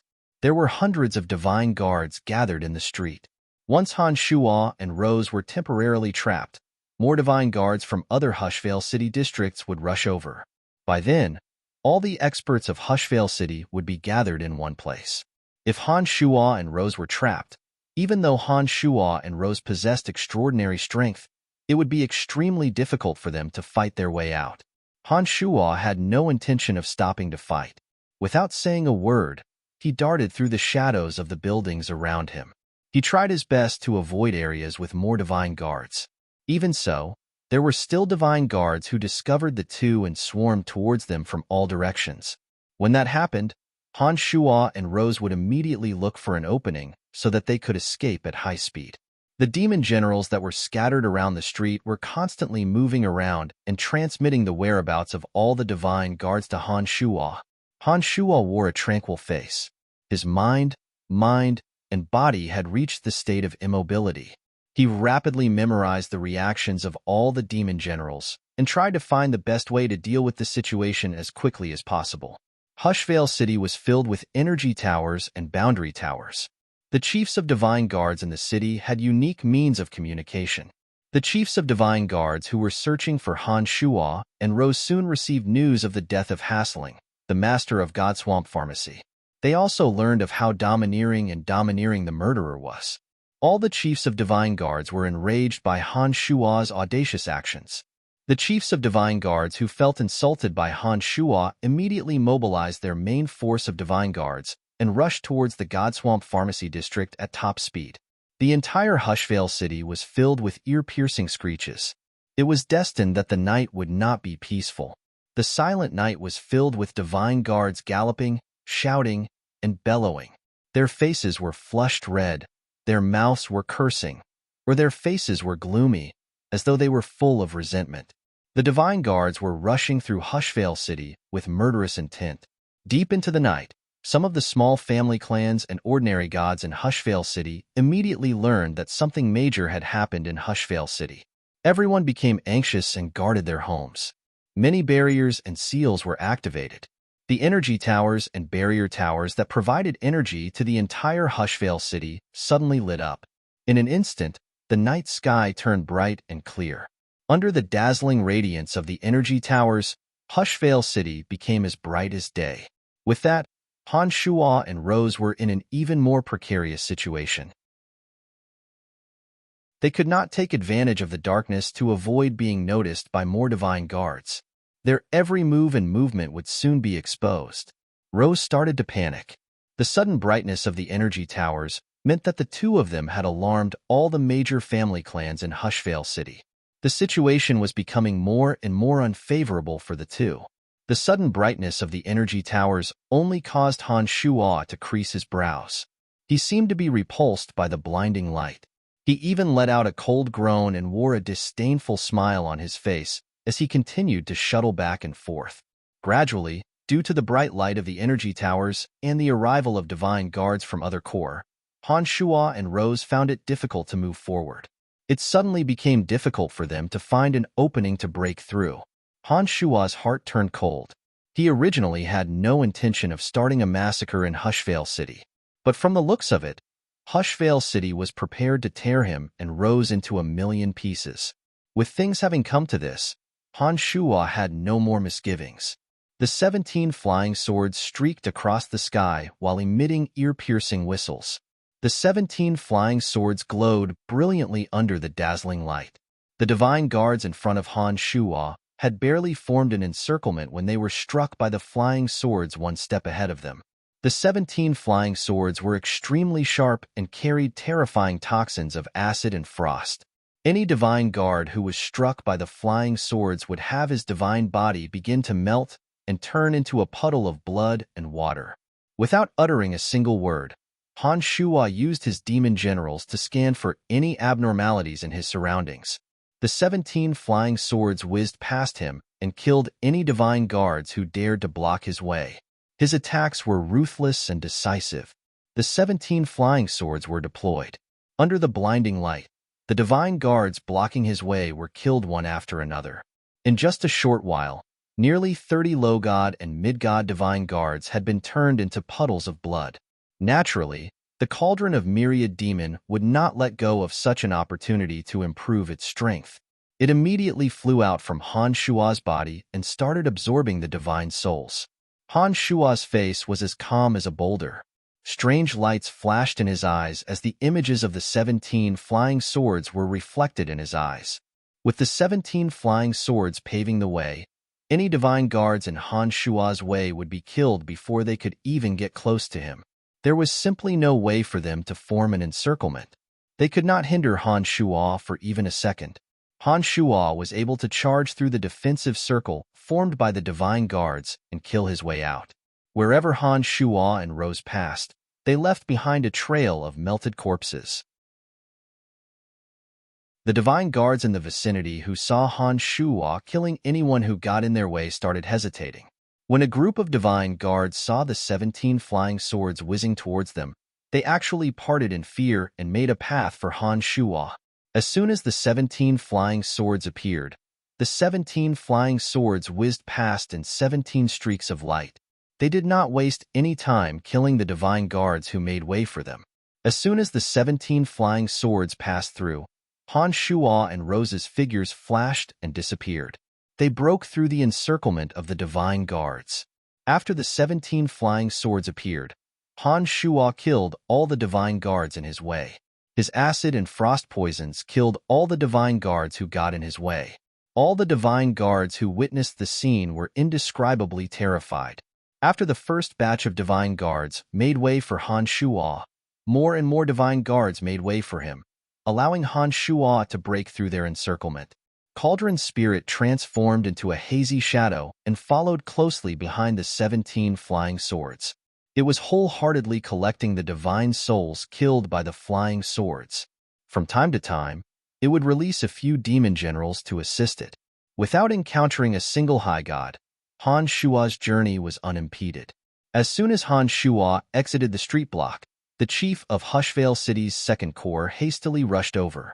As soon as he arrived, he saw Han Shuo, who was brimming with murderous intent. The chief of Hushvale City's second corps was enraged by Han Shuo's arrogant behavior. Without saying a word, he dashed towards Han Shuo and said in a sinister and cold voice, "Let's see where you can run to now." Han Shuo's heart sank when he saw a mid-stage high god charging at him with a large group of divine guards. There were also many divine guards from various regions gathering around him. He hastily changed his direction, evaded the chief of Second Corps, and charged in another direction. Even with the 17 flying swords operating the Avicii Hell to the limit, there was no way Han Shuo could kill the mid-stage High God Divine Guard chief in a single exchange. Every second counted. The chief of 6th Corps behind him and the other Divine Guard chiefs from Hushvale City would arrive. Once he was surrounded by so many experts, Han Shuo believed that he would not be able to escape alive. Therefore, Han Shuo did not waste a single second on the chief of Divine Guards. He evaded the chief and charged from the weaker side. The whistling noises of the 17 flying swords were extremely ear-piercing. The Divine Guards on the other side were caught off guard. In an instant, the 17 flying swords pierced through their abdomens. Their bodies that had yet to melt into puddles of blood were sent flying high into the air. Blood spurted everywhere like arrows. "Don't retreat. Stop him even if you have to die," shouted the chief of 2nd Corps when he saw that the Divine Guards on the other side were instinctively retreating under the terrifying destructive power of the 17 flying swords. The Divine Guards on the other side, who were initially planning to temporarily retreat, upon hearing the chief of 2nd Corps' command, made a move. With the determination to die, they unleashed all the divine energies in their bodies. Instead of attacking the 17 flying swords, the divine weapons in their hands flew towards Han Shuo, who was charging at them. As Han Shuo and Rose were simply too fast and did not slow down in midair, the Divine Guards who were separated from them did not launch any long-range attacks. This was because they could not keep up with Han Shuo and Rose's movements. Even if they tried, they would not be able to achieve anything. After the 17 flying swords were unleashed, the Divine Guards at the front lines had the opportunity to attack. But under the terrifying destructive power of the 17 flying swords, they were too preoccupied with protecting their own lives that they forgot to attack Han Shuo, who was controlling the flying swords. However, after the chief of 2nd Corps shouted, those Divine Guards of the 2nd Corps finally cast aside their fear of death. With the determination to die, they unleashed the divine weapons in their hands with all the divine energies in their bodies, bypassing the 17 flying swords and heading straight for Han Shuo and Rose. As expected, the 17 flying swords landed on the Divine Guards and riddled them with holes. However, the divine weapons that the Divine Guards had unleashed before their deaths were too much for Han Shuo and Rose to dodge. They had no choice but to temporarily stop the battle and defend against the divine weapons. Although the Divine Guards were only mid-gods, the all-out attacks they had unleashed before their deaths were not to be underestimated. Although Han Shuo and Rose managed to neutralize all the divine weapons, they were also delayed. In just a few short seconds, nearly 100 Divine Guards had surrounded Han Shuo and Rose. Once Han Shuo and Rose stopped moving, the Divine Guards would be able to launch long-range attacks. In an instant, hundreds of dazzling rays of light and oddly shaped divine weapons shot at Han Shuo and Rose. The 17 flying swords that were used to kill Han Shuo and Rose had no choice but to return to their sides to defend against all kinds of attacks. Not only was Rose's long hair fluttering in the wind, but she also had to rapidly deploy darkness divine energy to deploy layers of boundaries to defend against the long-range attacks of the Divine Guards. This was the situation that Han Shuo feared the most. No matter how powerful he and Rose were, it would be very troublesome for them to be surrounded by hundreds of divine guards, especially when one of them was the chief of Second Corps. Furthermore, the chiefs of Sixth Corps and the other corps were also rushing to the scene. At this rate, Han Shuo and Rose would not be able to escape alive. Han Shuo immediately realized that he had fallen into the most difficult and most disadvantageous situation. Under such circumstances, if he could not break out of the encirclement in the shortest time possible, when the other chiefs of Divine Guard arrive, Han Shuo and Rose would not be able to leave this place alive. Han Shuo calmly controlled the 17 flying swords to form the Avicii Hell, swallowing all kinds of attacks. His mind was constantly thinking of ways to break out of the encirclement. Rose's face grew darker and darker. A feeling of despair gradually rose in her heart.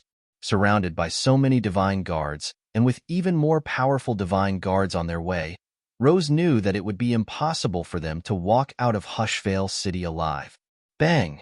The darkness boundary deployed by Rose was destroyed by the chief of Second Corps. Several mid-god divine energies rushed in and bombarded Rose's body, causing Rose's body to sway slightly. When the chief of Second Corps saw that Rose seemed to be the weaker of the two, he immediately put on a cold smile and focused his attacks on Rose. Han Shuo's face jolted. He calmly commanded Cauldron Spirit, "Release all the demon generals. I want to turn Hushvale City upside down."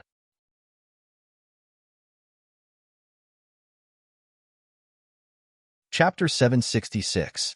Han Shuo and Rose were surrounded. Time was of the essence. If more divine guards and divine guard chiefs were to arrive, their situation would become even more precarious. Under such circumstances, Han Shuo had no choice but to use every means at his disposal to break out of the encirclement. Ever since Han Shuo arrived on Elysium, he had been purposefully replenishing Cauldron Spirit's divine soul. After so many years, the demon generals in Cauldron Spirit's body had multiplied several times over. At present, there were more than 600 to 700 demon generals. Usually, Han Shuo would only use a small portion of his demon generals to gather information. He had never released all of his demon generals for battle. Cauldron Spirit and Han Shuo's minds were linked. Cauldron Spirit knew that the situation was dire. It released its demon generals the moment Han Shuo gave the command. At first, the demon generals were still illusory. The only exception was Rose, who was beside Han Shuo. Suddenly, she sensed that many living beings had emerged from her body.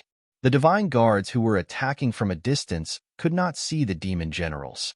In an instant, phantoms that were hard to see with the naked eye started dispersing in the middle of the divine guards, attacking Han Shuo and Rose.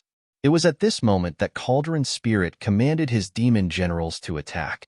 Dusky shadows instantly took shape and pounced at the divine guards who were caught off guard. Some of the demon generals in the vicinity that were there to spy on the divine guards also materialized and charged towards the divine guards in the form of ferocious ghosts. The demon generals gathered together and pounced at the divine guards while wailing like ghosts and howling like wolves. They tore, bit, and clawed at the divine guards, fully displaying the advantage of their untraceable speed. The demon generals refined from the divine souls of mid-gods and high-gods possessed extremely powerful offensive power. Furthermore, the demon generals would attack in large groups. They were not afraid of ordinary divine weapons or divine energy. The sudden burst of demon generals instantly penetrated the divine guards' bodies and gnawed at their divine souls. Suddenly, the divine guards of Hushvale City started shrieking in terror. Many of them had their divine bodies invaded by the demon generals. The divine energy in their bodies was being drained like a broken dam.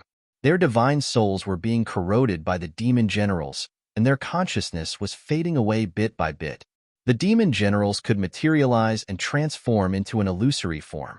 They could cause great damage to the divine body and divine soul of the divine guards, especially the divine guards.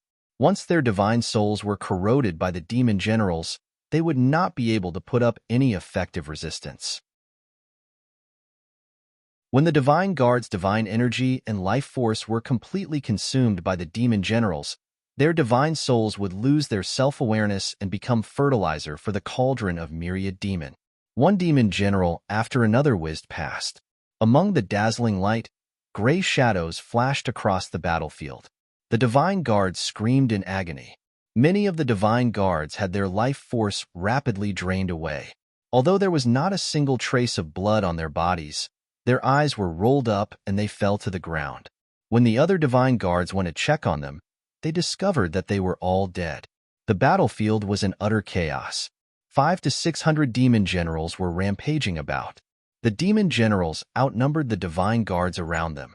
More often than not, the demon generals would gather in groups of a dozen or so and suddenly rush into a divine guard's body. They would devour the divine guard's life force in an extremely short amount of time. What's that? What the hell is that? Locke is dead. What the hell is that?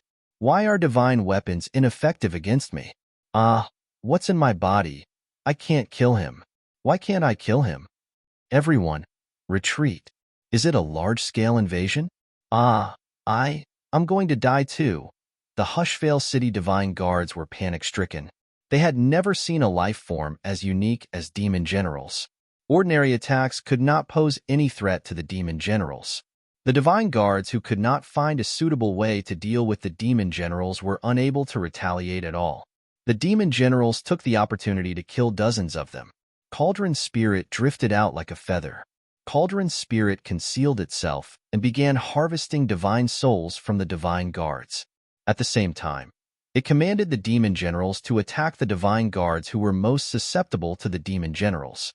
The chief of Second Corps was shouting and yelling among the divine guards. He was trying to rally the divine guards to put up an effective resistance. However, as everyone was panic-stricken and the demon generals were constantly howling and wailing, not many could hear his voice. Cauldron's spirit knew that the chief of Second Corps possessed extraordinary strength. Therefore, it did not allow the demon generals to get close to him. It focused on attacking the weaker divine guards and made the battlefield more and more chaotic. The demon generals refined from High God Eugene were even more powerful. The divine guards had no way to defend against them. In the blink of an eye, their life force was completely devoured by the demon generals of the highest grade. Their souls were immediately collected by Cauldron's spirit. 200 to 300 divine guards were screaming and yelling. People around them were dying one after another. Under such circumstances, no one had the energy to deal with Han Shuo and Rose. Han Shuo and Rose, who had managed to break free from the encirclement, did not let go of the opportunity to beat the enemy down. 17 flying swords whizzed through the dense crowd. Divine guards were dismembered one after another. Heads, limbs, and blood splattered everywhere. Han Shuo calmly commanded the 17 flying swords to kill the divine guards. Meanwhile, Han Shuo and Rose used the few demon generals at the outermost perimeter to observe the situation from afar. They took the opportunity to kill the divine guards with Rose so that Cauldron's spirit could absorb more souls. Rose was indescribably excited. She thought that she was going to die for sure. But now that she had a chance to live, her willpower to survive gave her an astonishing fighting spirit. Following behind Han Shuo, Rose mercilessly slaughtered the divine guards around her. In just a few short minutes, more than 100 divine guards surrounding Han Shuo and Rose were killed. Although the chief of Second Corps was shouting and yelling, it was to no avail. He could only watch helplessly as the number of divine guards around him dwindled and died. The divine guards started screaming in panic. They could not think of a way to deal with the demon generals. The more anxious they were, the more powerless they became. The sight of their friends dying one after another had cast a psychological shadow on their hearts. They were at a complete loss as to what to do next. The chief of Second Corps frantically shouted, but to no avail. Instead, he discovered that Han Shuo and Rose were charging towards him. The 17 flying swords cleared a path for the divine guards. One after another, divine guards were sent flying into the air. Dozens of demon generals swarmed over like a dark cloud behind Han Shuo. The chief of Second Corps was greatly shocked. Rose's long hair fluttered in the wind. She had injected her darkness divine energy into her hair. Her hair was as sharp and cold as needles.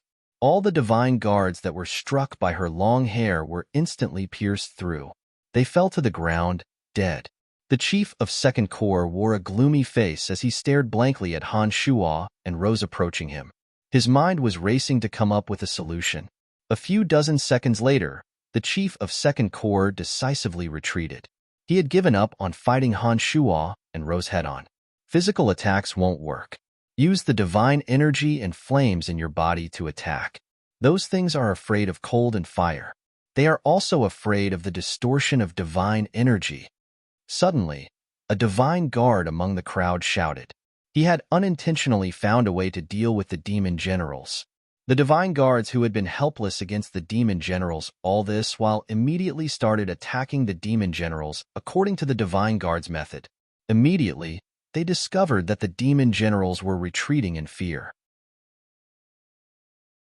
Some of the demon generals that failed to escape in time would even shriek strangely after being burned by the flames. They seemed to have sustained some injuries. With that, the divine guards were no longer at a loss.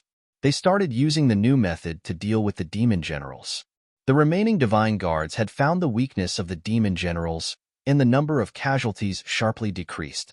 Those divine guards who had their bodies invaded by the demon generals would burn the demon generals with their flames.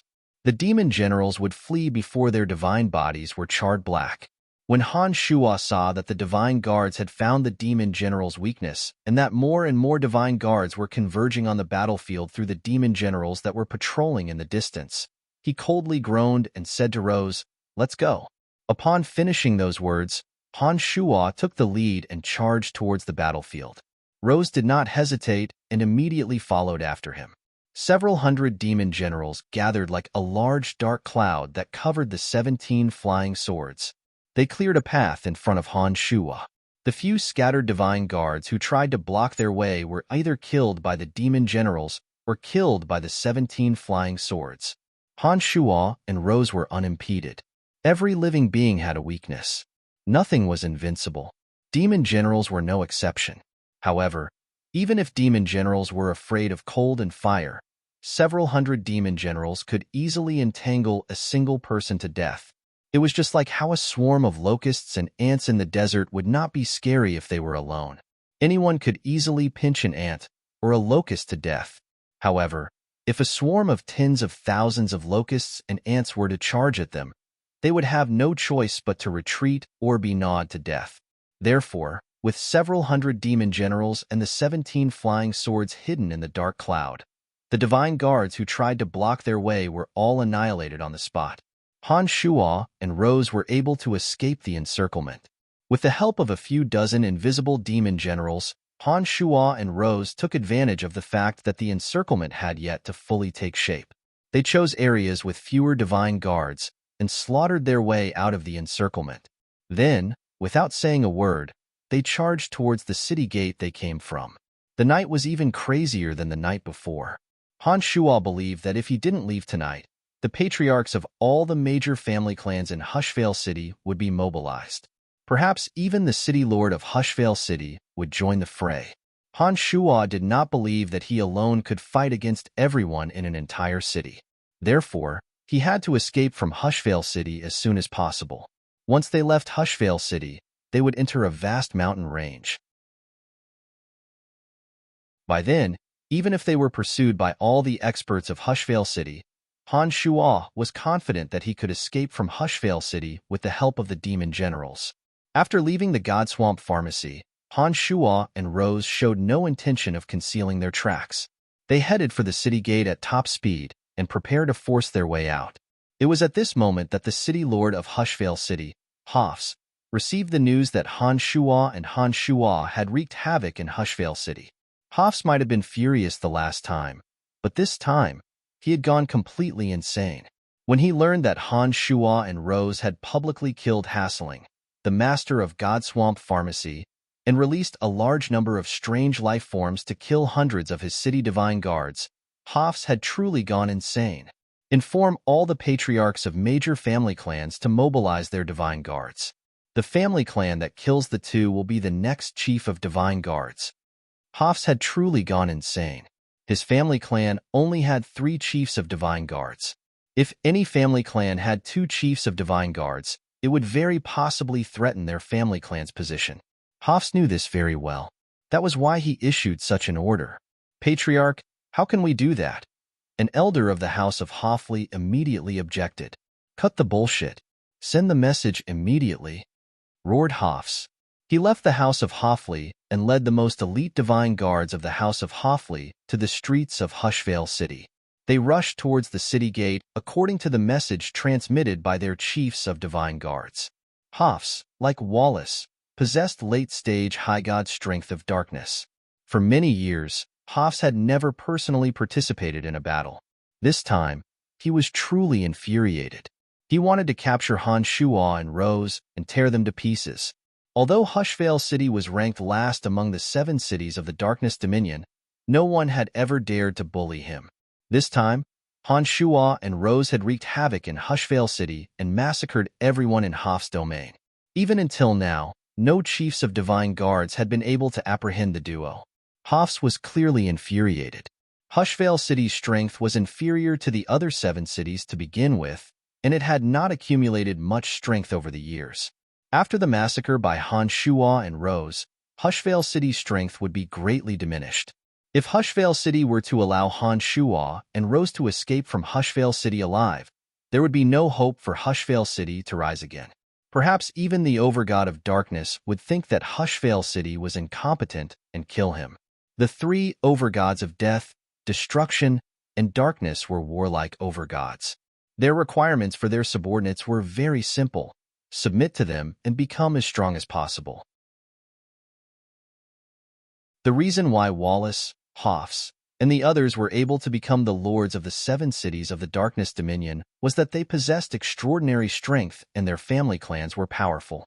If they could not prove themselves to the Overgod of Darkness, it was very likely that they would be abandoned by the Overgod.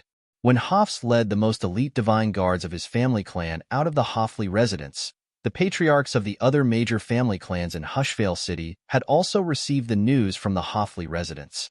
When they heard that the person who killed Han Shuo and Rose would take over the position of chief of divine guards that had been left vacant after Eugene's death, they were all excited.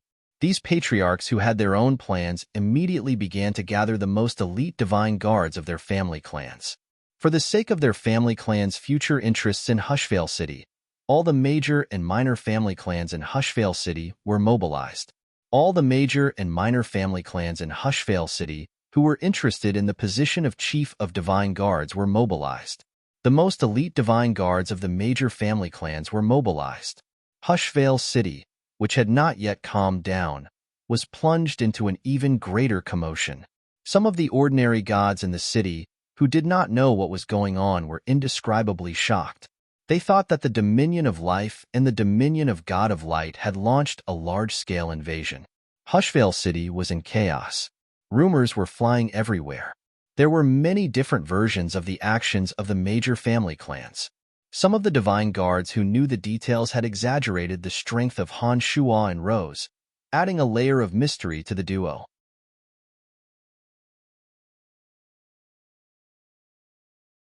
Chapter 767. Han Shuo and Rose had no idea that the gods in Hushvale City were panicking because of them. At this moment, all their attention was focused on leaving Hushvale City, and they had no mind to pay attention to anything else.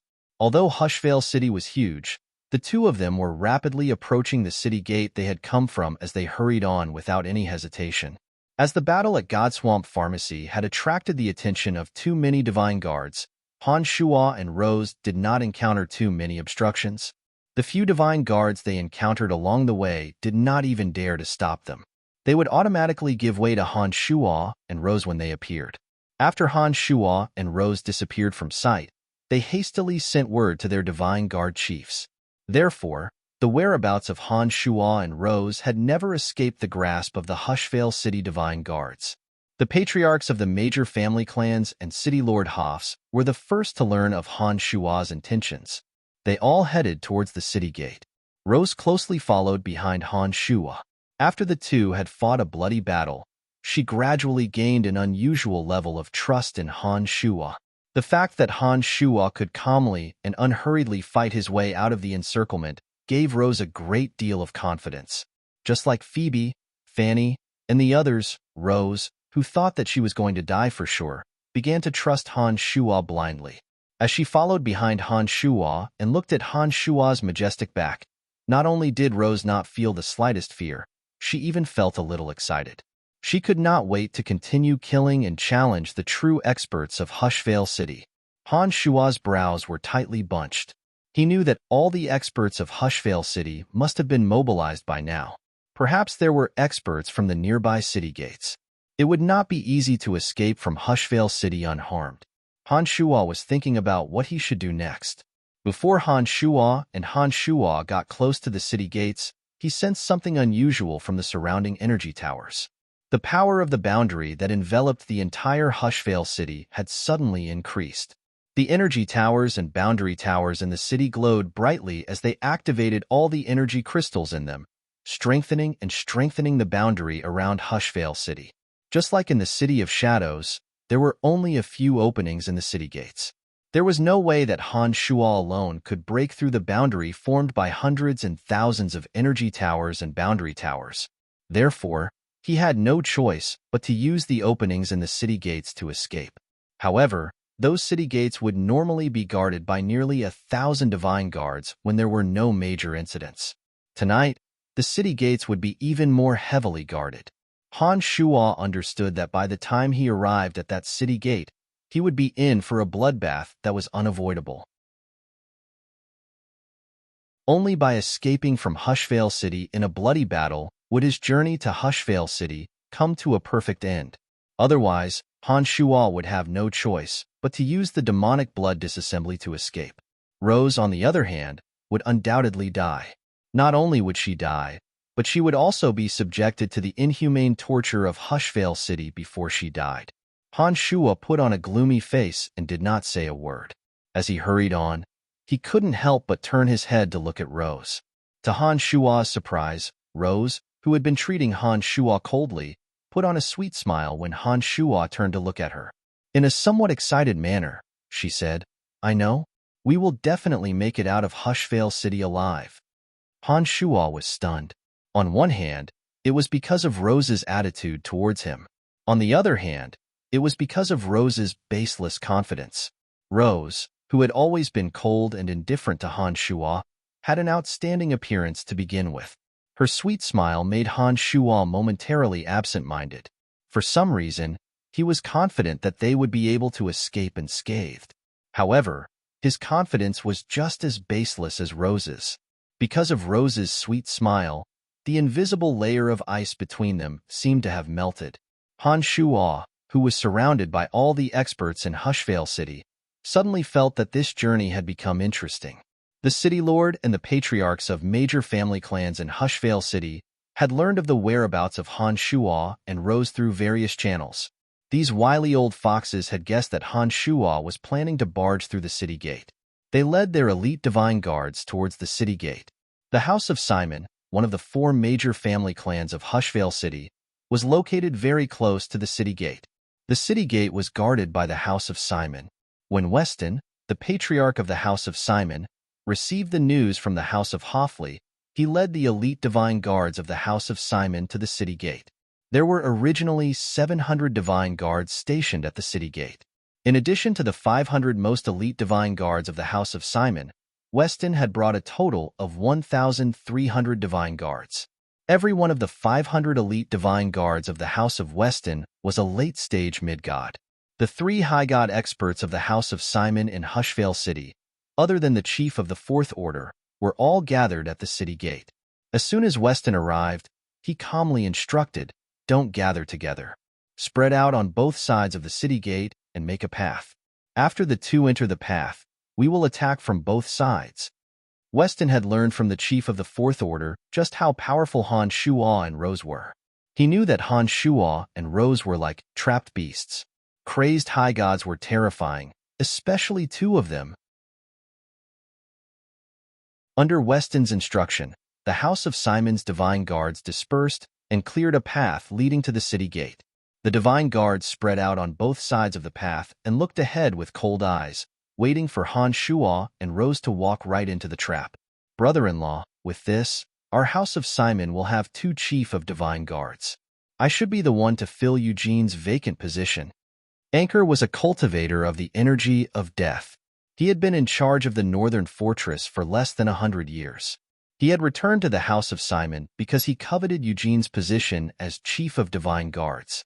Originally, Weston had told him that Hofs would never give the position to his House of Simon. Anchor, who was utterly disappointed, did not hold any hope. Little did he expect that such a major event would happen in Hushvale City and cause Hofs to suddenly change his mind. Anchor was rather excited and couldn't control his emotions. Weston shot a glance at Anchor and said in a deep voice, "That will have to wait for the two to kill. Don't think that this matter is in the bag. Who knows, there might be an accident along the way." Anchor chuckled, shook his head, and replied, "What accident can there be? Even if the two of them possess the strength of the city lord, it will be impossible for them to break out of our encirclement of more than 1,000 men. Besides, we have 500 of our House of Simon's most elite divine guards with us." After hearing Anchor's words, Weston, who had been calmly waiting for Han Shuo and Rose to arrive, felt that Anchor's words made sense. He was very confident in the elite divine guards of his House of Simon. There was no way that the two of them could break out of the encirclement. "I'm not worried that they will break out of the encirclement," Weston put on a faint smile and said. "I'm just worried that the two will immediately turn around and leave. That way, the other family clans will benefit from it." Anchor stared blankly for a moment before he agreed. "That's right. We have more than 1,000 men here. As long as they aren't fools, they will definitely retreat after they get here. Brother-in-law, it seems that we should give them some hope. Otherwise, the other family clans will benefit from it." Weston nodded, thought for a moment, and instructed, "Fourth team, sixth team, and seventh team, spread out further. Find a building and hide yourselves. First team and second team, stay at the city gate. Don't scare the intruders away." Following Weston's instructions, the elite divine guards of the House of Simon spread out even further. They did their best to hide themselves in buildings and followed Weston's instructions. Soon, the House of Simon's divine guards became more and more dispersed. Many of their divine guards also disappeared into the darkness. Weston was secretly relieved. He waved his hand and said, "Come, let's go to the energy towers nearby. Don't let anyone know that we have already arrived. We don't want them to retreat without a fight." Anchor and another high god of the House of Simon, Chandler, nodded in agreement after hearing Weston's words. They hastily followed Weston and hid in the energy towers nearby, fearing that they would alert the enemy and ruin their plan. Just as the House of Simon's divine guards made their arrangements, Han Shuo and Rose arrived. Han Shuo sneered coldly in his mind. The demon generals who arrived ahead of Weston had heard every word of their conversation. How could they possibly hide their intentions from Han Shuo? However, Weston's arrangement was exactly what Han Shuo wanted. If all the divine guards of the House of Simon were to gather at the city gate, it would be very troublesome for Han Shuo and Rose to force their way through. But now that Weston had his divine guards spread out, it gave Han Shuo the perfect opportunity. Sometimes, a good strategy could be used over and over again. As long as the timing was right, it could yield miraculous results.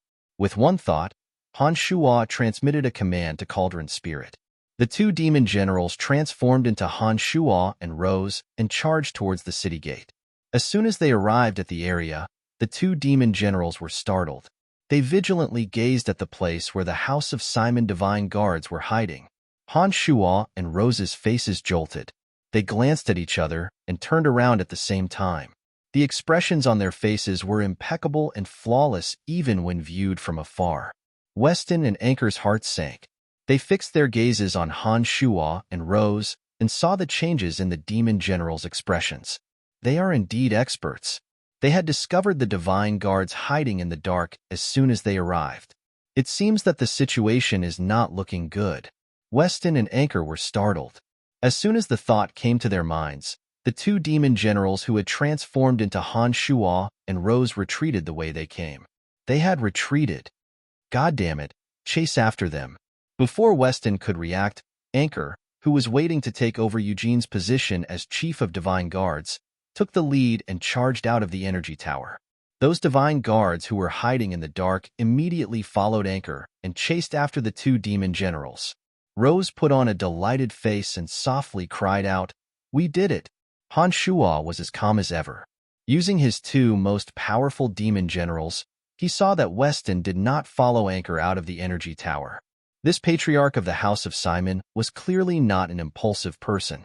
Perhaps he had discovered something unusual, but not only did Weston not follow Anchor out of the energy tower, he even instructed Team 1, Team 2, and Team 5, "Stay here. This is the only way for them. They won't give up so easily." If they missed this golden opportunity, the city gates of Hushvale City would be locked even tighter and the security would be even tighter. Weston believed that Han Shuo and Rose would not let go of this opportunity to break out of the encirclement tonight. Therefore, he did not go out with Anchor. As the two demon generals were rather far away, Weston did not know that Han Shuo and Rose were just illusions. The reason why he was so certain was because of his many years of intuition. As the patriarch of the House of Simon, Weston had experienced many trials and tribulations. The experience he had accumulated through countless battles was a great asset. Sometimes, such experience was even more important than one's strength. This time, Sicker had made the right bet by relying on his past experiences. But was this his good luck or bad luck? It was not up to him to decide. Following Sicker's instructions, a portion of the House of Simon divine guards stayed behind and were on high alert. The other high god, Chandler, did not leave either. He only followed Sicker's lead. Seeing that Sicker did not leave, he did not make any rash moves. He silently hid in an energy tower nearby and observed the changes below with cold eyes. There are still some who have not left. Rose had also noticed the danger at the city gate. She said in a low voice, "And it seems that there are more than just those divine guards at the city gate. Something is not right. There are two high gods hiding in the two energy towers nearby." Han Shuo pointed at the two energy towers and said in a low voice, "We don't have the time to compete with them in patience. The experts from the other major family clans of Hushvale City should be converging on this place. We have to get there before Anchor returns. Be careful. The high gods in the two energy towers might suddenly attack. Don't let them injure you." "Ready to move?" asked Rose in a rather excited manner. Han Shuo nodded indifferently. The demon generals that were hiding in the dark started drifting towards the House of Simon's divine guards that were hiding at the city gates. After the demon generals turned invisible, they carefully avoided the two high gods Simon and Chandler. Therefore, they did not attract the attention of the divine guards hiding at the city gates. "Let's go," shouted Han Shuo in a deep voice. With an ice-cold face, he dashed towards the city gate at top speed. "They have come." Weston's pupils contracted. He was overjoyed. He immediately focused all his attention on Han Shuo and Rose, who had appeared out of nowhere. He was ready to attack at any moment. Those House of Simon divine guards hiding in the dark were all excited. They were greatly impressed by their patriarch Weston's judgment. They were not the least bit afraid when they saw Han Shuo and Rose charging at them. They felt that under Weston's leadership, they would surely be able to slay Han Shuo and Rose. Following Weston's instructions, the path leading to the city gate was deliberately left open for Han Shuo and Rose to enter. Han Shuo knew what Weston was planning. However, he had no other choice. He had to force his way out of the city gate. Therefore, he had to go through that path. 17 flying swords whistled across the sky. Amidst the scalp-numbing whistling noises, Han Shuo and Rose followed behind the 17 flying swords. Han Shuo knew that there were many divine guards lying in ambush around the path. The 17 flying swords, as though they had eyes of their own, purposefully flew towards the secluded corners and killed the divine guards who thought they were hiding. At the same time, the demon generals that were scattered around the divine guards materialized into blurry shadows and attacked their targets. Caught off guard, many divine guards of the House of Simon were struck by the demon generals and killed in an instant. The ghostly wails and wolf howls resounded. Although the divine guards knew the weaknesses of the demon generals beforehand, they were powerless against the sudden attack. The demon generals usually attacked in large groups and did not give the divine guards any chance to react. They were killed in an extremely short period of time. The elite divine guards of the House of Simon were hiding in the dark. However, Han Shua's attacks seemed to have eyes of their own as they targeted those divine guards who were hiding in the dark. The demon general's sudden transformation was even more stealthy than the divine guards. The divine guards were caught off guard and let out miserable shrieks. Weston wore an astonished face on his energy tower. He did not expect that Han Shua could have such miraculous foresight. Seeing that the divine guards hiding in the dark were being ambushed by the demon generals, Weston immediately issued a new order: stop hiding and come out. These two are determined to break through the city gate today. I would like to see how they're going to kill their way out. Han Shua and Rose advanced at high speed. They constantly dealt with the long-range attacks from the divine guards around them. Han Shua released the Jade Flame Shuttle, Poison Dragon Cloud Net, Green Phosphorus Gravel, and Banner of Hallucination and sent them flying towards the divine guards in all directions. The Jade Flame Shuttle whizzed past while the Poison Dragon Cloud Net descended from the sky. The poisonous cloud was as corrosive as the 17 flying swords. The Green Phosphorus Gravel incinerated anything it came into contact with.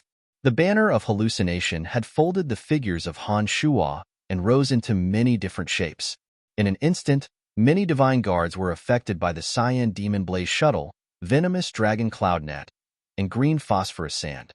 The demonic weapons that Han Shua had repeatedly tempered were more and more vicious than the last. They were extremely lethal to their divine bodies and divine souls. For a moment, the divine guards were thrown into confusion. Many of them were engulfed in flames. Some were impaled by the Cyan Demon Blaze Shuttle while others were entangled by the Venomous Dragon Cloud Net and turned into skeletons. The Banner of Hallucination had folded into many different shapes. The attacks coming from all directions were indistinguishable. The pressure on Han Shua and Rose was greatly reduced. They continued to charge forward. With the support of the many demonic weapons, the two arrived at the city gate in no time. There were naturally more divine guards at the city gate. The city gate was locked from the inside. It became Han Shua's last hurdle. Han Shua took out a large handful of pearls of annihilation and threw them at the city gate without even looking at them. Ever since he had used the pearls of annihilation, Han Shua had become very interested in explosive demonic weapons. He had learned a new method from Cauldron Spirit that increased the power of the Pearls of Annihilation by several times. After throwing a large handful of Pearls of Annihilation, the entire Hushvale city seemed as though it was about to collapse. Earth-shattering explosions sounded from the city gate. Many divine guards were sent flying in all directions. It was a gruesome sight to behold. The city gate was blasted open by the dozens of Pearls of Annihilation.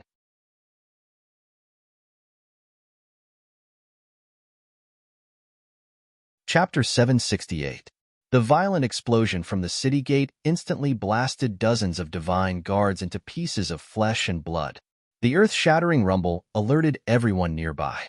The city gate of Hushvale City could not withstand such a violent explosion and was blasted wide open. "Run!" shouted Han Shua in a deep voice. He raised the power of his various demonic weapons to the limit and attacked the House of Simon divine guards that were surrounding them from the dark. Weston and Chandler flew down from the energy towers and attacked Han Shua and Rose at the same time. The 17 flying swords suddenly appeared in front of Han Shua. The 17 flying swords interweaved into a curtain of light that completely blocked the area in front of Han Shua, preventing Casey and Chandler from attacking. Rose knew that Han Shua's main purpose was to buy time for her. As long as Weston and Chandler were stopped, the ordinary divine guards with their demonic weapons and demon generals wouldn't be able to effectively stop her. Despite being in such a perilous situation, Han Shua was willing to take the risk to buy time for her. This gave Rose a wonderful feeling. She turned her head to look at Han Shua, who was wearing a cold and callous face, as he intercepted Weston and Chandler with his 17 flying swords. Traces of gratitude appeared in Rose's eyes. She turned around and left. While Han Shua was obstructing Weston and Chandler, and while the divine guards around her were being bombarded by demon generals and demonic weapons, Rose successfully passed through the broken city gate and arrived outside of Hushvale City. The 17 flying swords crisscrossed and suddenly stopped above Han Shua's head. Han Shua's heart sank. He immediately turned around and flew out of Hushvale City. Go to hell. A furious roar sounded from afar. A jet-black spear streaked across the sky like a bolt of black lightning. It carried an astonishing amount of darkness energy and suddenly attacked Han Shua. As soon as Weston and Chandler heard the roar behind them, they simultaneously launched attacks at Han Shua with all their might in an attempt to stop Han Shua. Weston was a mid-stage high god and Chandler was an early-stage high god. Although it wasn't easy for Han Shua to deal with them, it wasn't too much of a problem. The 17 flying swords intertwined behind Han Shua like streaks of lightning and dispersed Weston and Chandler's attacks. However, the jet-black spear possessed astonishing power. It was rather difficult to deal with the lightning-fast attack of the spear.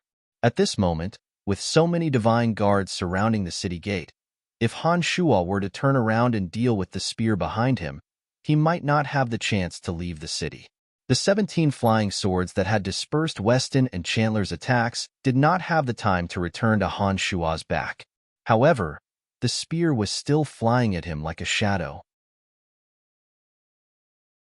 Han Shua steeled his heart. Instead of turning around to deal with the spear, he charged at the city gate that had yet to be fully sealed by the new divine guards. Han Shua's two hands were constantly moving forward to deflect the incoming attacks. Invincible Omen Body was automatically activated. Even if an ordinary mid-god's attack landed on his Invincible Omen Body, it would not cause any damage to him. Bang! The spear whizzed through the air and pierced at Han Shua's back. The demon's lair edge shot out from the torn clothes on his back and blocked the spear. A surge of ferocious darkness divine energy suddenly surged into Han Shua's back from the demon's lair edge. The invincible Omen Body instantly withstood the assault of the darkness divine energy. The all-out attack from Hafs, the city lord of Hushvale City, was no trivial matter. Even the invincible Omen Body could not neutralize all the energy. The area on Han Shua's back suddenly caved in as though it was pierced by a sharp awl. Han Shua tasted something sweet in his mouth. 2 streaks of blood flowed out from the corners of his mouth. Han Shua immediately knew that he had been injured by the all-out attack from the late-stage High God City Lord. Fortunately, the invincible Omen Body had neutralized most of the energy. Otherwise, the attack would have pierced through Han Shua's back and rendered him unable to fight on the spot. 2 streaks of blood flowed out from Han Shua's back. Han Shua took a quick look at his body and immediately realized that his injuries were not serious. With the help of Haf's attack, Han Shua flew even faster towards the city gate. It was at this moment that the 17 flying swords returned from Weston and Chandler to help Han Shua fend off the attacks from the surrounding divine guards. Han Shua's figure flashed through the open city gate like a bolt of lightning. Outside the gate, Rose was waiting anxiously. The city lord of Hushvale City is here. Let's go, shouted Han Shua. He grabbed Rose's hand and activated the art of the demonic ninth heavens using Cauldron Spirit's energy. Together with Rose, they rapidly disappeared into the distance. Hafs, the city lord of Hushvale City, was a late-stage high god. With the help of the 17 flying swords and Cauldron Spirit's energy, Han Shua believed that his strength would not be inferior to Hafs. However, Hafs had brought several high gods of Hushvale City with him. Simon and Chandler were also waiting at the city gate. The patriarchs and high gods of 2 other family clans were also rushing towards the city gate. As long as Han Shua wasn't crazy, he would know that it would be unwise to fight them at the city gate at this time. If he were to be surrounded by so many high gods, Han Shua would have absolutely no chance of breaking out of the encirclement other than using the blood disassembly. The blood disassembly was too damaging to his demonic body and demonic arts. Han Shua would not use it unless absolutely necessary, especially when his cultivation of demonic arts was progressing at a slow pace. Rose possessed mid-stage high god strength. Although her speed was much faster than an average person, Han Shua believed that she was still inferior to Hafs, who was also a late-stage high god of darkness. Han Shua, who was flying at full speed with the help of Cauldron Spirit's energy, was much faster. Therefore, Han Shua had to pull Rose away from the city gate. The two demonic figures flashed outside Hushvale City and rapidly disappeared into the thicket of ancient trees and shrubs. Hafs, along with his family clan experts and Simon, closely followed Han Shuo and Han Shuo. Hafs wore a malevolent face. As he flew, he shouted, "Search! I have shot that youngster with my spear. He won't be able to get far. Whoever kills them will be the one to fill the gap left by Eugene's death." It was at this moment that the patriarchs of the other two family clans finally arrived. They happened to hear Hafs shout. The two patriarchs who were still shocked by the tragic scene at the city wall immediately led their family clan divine guards and chased after Han Shuo and Han Shuo. Hafs took the lead. He, Weston, Chandler, and a few other high gods flew at high speed towards the direction Han Shuo and Han Shuo had escaped. Hushvale City had been plunged into chaos and countless divine guards were killed. Not only that, the intruders had managed to break into Hushvale City. If word of this were to spread, Hafs would be utterly humiliated in the Darkness Dominion. The status of the House of Hoffley in Hushvale City would also be questioned. This was the last thing Hafs wanted. Weston, the patriarch of the House of Simon, too, was filled with rage. The House of Simon was in charge of guarding the city gate. Yet, Han Shuo and Han Shuo had killed their way out of their tight encirclement. This was a great humiliation to the House of Simon. Given Haf's temper, he would surely seek revenge. Most importantly, the House of Simon had just lost more than 200 elite divine guards. The earth-shattering explosion at the city gate alone had killed nearly 100 of their divine guards. Those elite divine guards had been painstakingly recruited by the House of Simon for tens of millions of years. Each and every one of them was incomparably precious. How could the House of Simon not be enraged by the loss of more than 200 of their elite divine guards?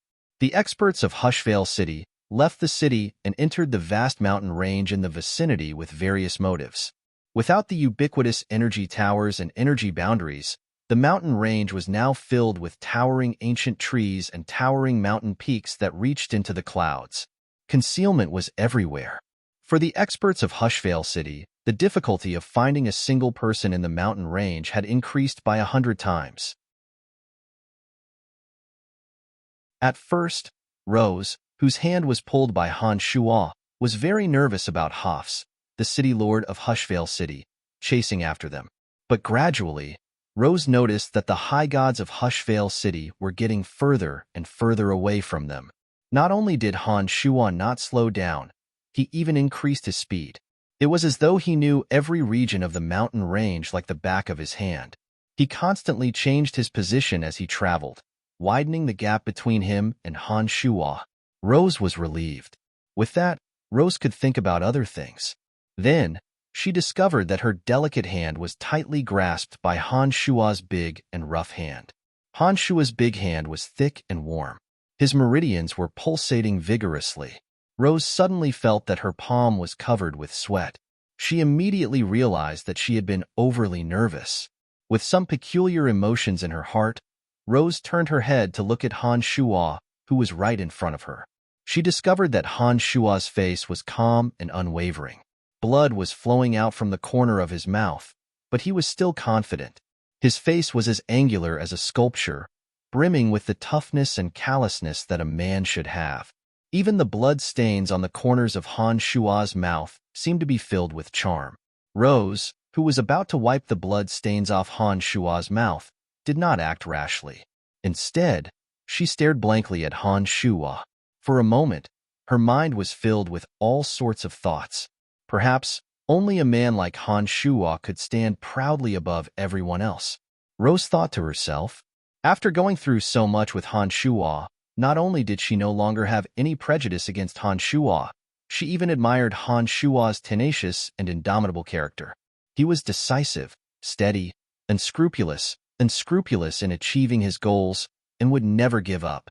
All these qualities were concentrated on a single person. How could a person like him not succeed when he still had unlimited potential and terrifying strength? Han Shuo did not pay any attention to Rose, who was beside him. He continued flying at high speed with a calm face. He sneered in his heart and listed Hushvale City as his new enemy. What Han Shuo and Rose had done in Hushvale City today would shock the entire Hushvale city. Even if Han Shuo and Rose changed their appearances and went into hiding, their identities would be discovered by Hafs sooner or later. Hushvale City would not let such a great humiliation go so easily. A grudge had been formed. What Han Shuo was thinking about was how to deal the greatest blow to Hushvale City's strength so that Hafs and his family clan would have no time to deal with Han Shuo, the malefic star of Hushvale City. Suddenly, Han Shuo turned around and said to Rose in a deep voice, "We are the hunters in the mountain range. They have chased us for so long that they have dispersed. Now, the stage is ours."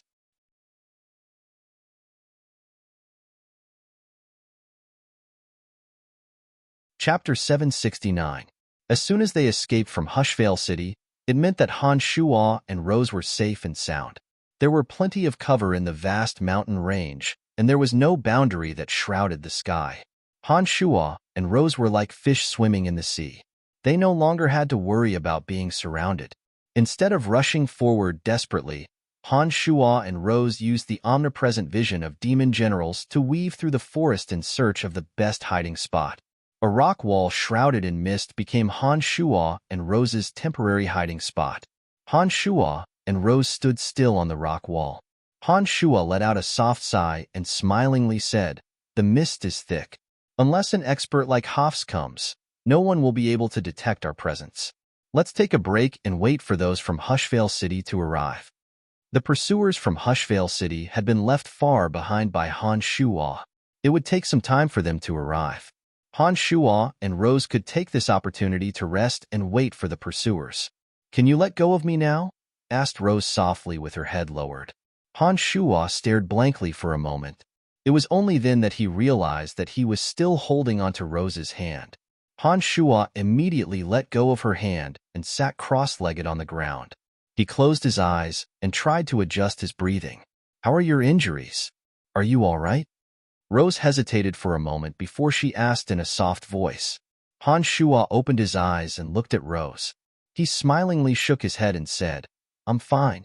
Don't worry." "Thank you for stopping them and letting me escape," said Rose. Han Shuo could sense the change in Rose's attitude.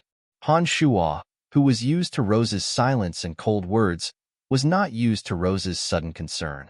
Startled, Han Shuo said indifferently, "I'm not used to letting the people around me die. Besides, I'm also confident that I can rush out. You don't have to worry too much about it." After saying that, Han Shuo closed his eyes again, his face full of concentration. Rose, who was about to say something, saw that Han Shuo had begun to focus on restoring his strength, did not continue to disturb Han Shuo. She just quietly watched Han Shuo from the side. For some reason, Rose felt very at ease when she and Han Shuo were in such a cloud-shrouded rock wall. There was also an indescribable sense of comfort. The corners of Rose's mouth curled into a faint smile. She too had calmed down contentedly. She sat beside Han Shuo and began to restore the divine energy she had consumed in Hushvale City. Hafs put on a gloomy face and furiously roared, "Search? Find them even if you have to dig 3 feet into the ground." After searching for a long time, Hafs and his party did not even see a shadow of Han Shuo. The experts of the 3 major family clans who had chased after Hafs began to doubt if he had actually hit the murderer. According to Hafs, he had struck the assassin's back with all his might. Given Hafs' late-stage high-god strength, as long as the attacker was not an overgod, there was no way he would be unaffected by such an attack.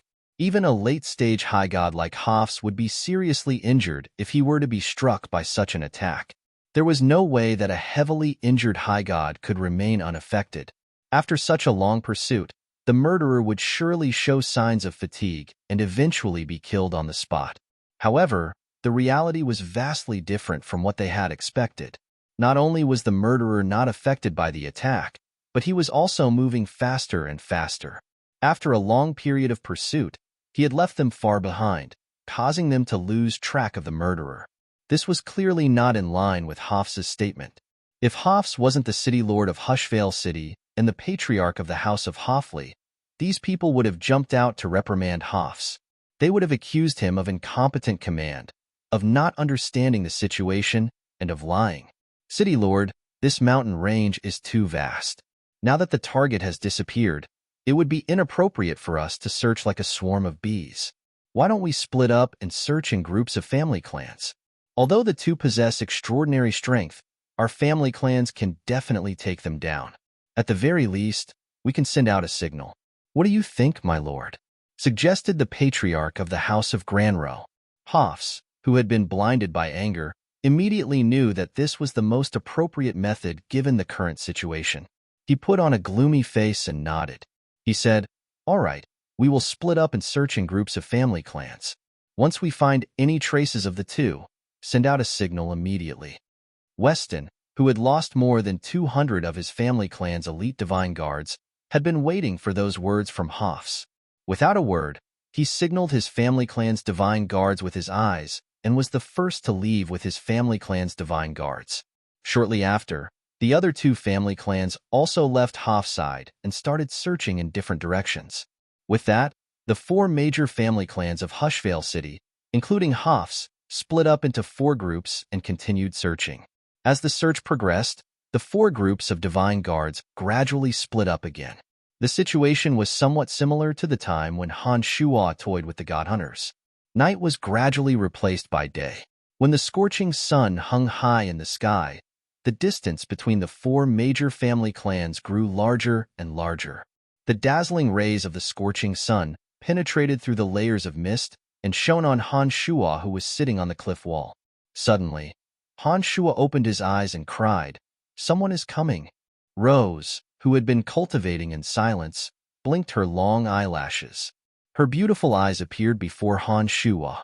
She looked at Han Shuo and said, "We'll do as you say."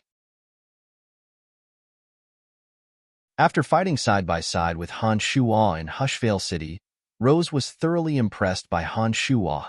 She no longer doubted Han Shuo's ability to carry out his missions.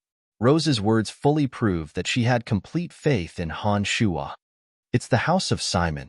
Hee, this family clan is really unlucky. They just have to bump into us every time." Han Shuo grinned and stood up. He said to Rose, "This time, we will hunt that high god named Anchor." "Yay!" Rose cried out in excitement. She stood up after Han Shuo and asked, "How do we do it?" "Follow me." Han Shuo made his way through the mist and slowly descended into the dense forest below. He avoided the eyes and ears of the divine guards in the vicinity and stealthily headed towards Anchor with Rose. The reason why he chose Anchor was that Anchor cultivated in the energy of death. To Han Shuo, as a cultivator of the energy of death, the divine energy of death in Anchor's body could be of use to Han Shuo. The demon generals had long been watching Anchor and observing his every move. Anchor had shown too much greed for the position of chief of Hushvale City Divine Guards and was unable to control his desires. Han Shuo had seen through Anchor's impatience back in Hushvale City. Therefore, he had used an illusion to deceive Anchor. After entering the mountain range, Anchor became even more impatient. He constantly yelled at his subordinates to spread out and search further. Given the strength of these divine guards, even a dozen of them wouldn't stand a chance against Han Shuo and Rose. Anchor's orders clearly showed that he did not care about the lives of his divine guards. Perhaps he was hoping that Han Shuo and Rose would kill those divine guards and expose their whereabouts so that he could lead more divine guards to encircle and annihilate them. Having missed the scene of Han Shuo and Rose killing divine guards, Anchor had yet to realize just how terrifying Han Shuo and Rose were. At this moment, Anchor's greatest wish was for Han Shuo and Rose to appear as soon as possible so that he would have the opportunity to obtain the position of chief of Hushvale City Divine Guards. Perhaps the creator deities had been moved by the hope in his heart. Han Shuo and Rose's silhouettes gradually appeared in the distance. They were walking towards Han Shuo step by step. Anchor was overjoyed. After praising the creator deities in his heart, he immediately shouted, "Kill them!" These divine guards of Anchor's had charged out of Hushvale City together with him. Just like Anchor, they did not know just how terrifying Han Shuo and Rose were. Yet, under Anchor's command, they charged out fearlessly. Their hearts were filled with excitement. Han Shuo nodded at Rose. Taking advantage of the fact that the divine guards of the House of Simon had yet to approach, he flew towards Anchor smilingly. Before Anchor's excited smile could fade away, the 17 flying swords whizzed out from his body and enveloped Anchor. Before Anchor could even attack, he discovered that he had fallen into an evil dimension. Evil energies that he had never seen or heard of were surging towards him from all directions. He felt as though he was a small boat in the middle of a stormy sea. He suddenly felt that he was very close to death. It was only at this moment that Anchor realized that he had made a mistake, a very big mistake. But it was a pity that his regret came a little too late. Anchor, who had just recently become a high god, could not withstand the frenzied corrosion of Han Shua's 17 flying swords. The divine energy in his body was rapidly draining, and his life force was growing weaker and weaker. Han Shua's avatar of death suddenly flew out from his body and shot towards Anchor, who was in the middle of the 17 flying swords. Meanwhile, his avatar of destruction flew towards a mid-god of destruction who had been seriously injured by Rose. He launched a sneak attack from behind and subdued that person. In an instant, the two avatars simultaneously started to absorb the divine energy in the bodies of their subdued victims. At the same time, Han Shua's mind and body were tranquil and calm. With the demonic blades, he assisted Rose in slaughtering the divine guards around her. Since Han Shua had started devouring the divine guards, he could not leave any of them alive. Otherwise, if news of this were to spread, it would be extremely disadvantageous to him. The moment Han Shua's mind and body calmed down, he seemed to have affected the other two avatars that were devouring the divine guards. In an instant, the divine souls of the two avatars and the consciousness of Han Shua's main body formed a miraculous connection. The three symbiotic souls seemed to have fused together in an instant. The domains of divinity of death and destruction suddenly formed from the two avatars that were devouring the divine guards. The two domains of divinity abruptly overlapped and rapidly fused together in a bizarre manner that no one could understand. All of a sudden, a completely foreign domain of divinity was strangely generated. The edict of destruction energy surged all over the domain of divinity. The element of death in the surroundings started to pour into the domain of divinity at a speed that was several dozen times faster than usual. All the elements except for the element of death abruptly disappeared from around Han Shua. The strange changes were still going on.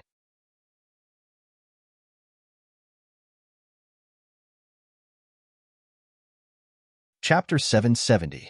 Tiny threads suddenly appeared in the fused domain of divinity. Han Shua could clearly sense those tiny threads, but he couldn't see them with his naked eyes. After carefully sensing for a moment, Han Shua discovered that those threads seemed to originate from the power of faith of profound continent and the abyss realm in his divine soul. The power of faith could not only increase the power of the domain of divinity, but also provide him with weak divine energy at all times. Although the divine energy transformed from the faith of mortals was so weak that he could only sense a tiny bit of it, it was an endless stream. After accumulating for many years, it would become a considerable amount of divine energy. All this while, Han Shua could sense the weak divine energy that the power of faith provided to him. However, he had never sensed the effect of the power of faith on the domain of divinity. At this moment, however, Han Shua clearly sensed it. The thread-like power of faith appeared in the fused domain of divinity in a densely packed manner. They revolved around the edict of destruction. With Han Shua at the center, the thread-like threads constantly twisted and changed. They intertwined with each other and condensed into thicker and thicker threads. However, Han Shua could only sense it with his divine soul. He couldn't see the slightest change with his naked eyes. Even more element of death madly converged towards the domain of divinity. Han Shua didn't deliberately release any energy or techniques, but he suddenly discovered that the three boundaries of aging, fear, and weakness had taken shape on their own.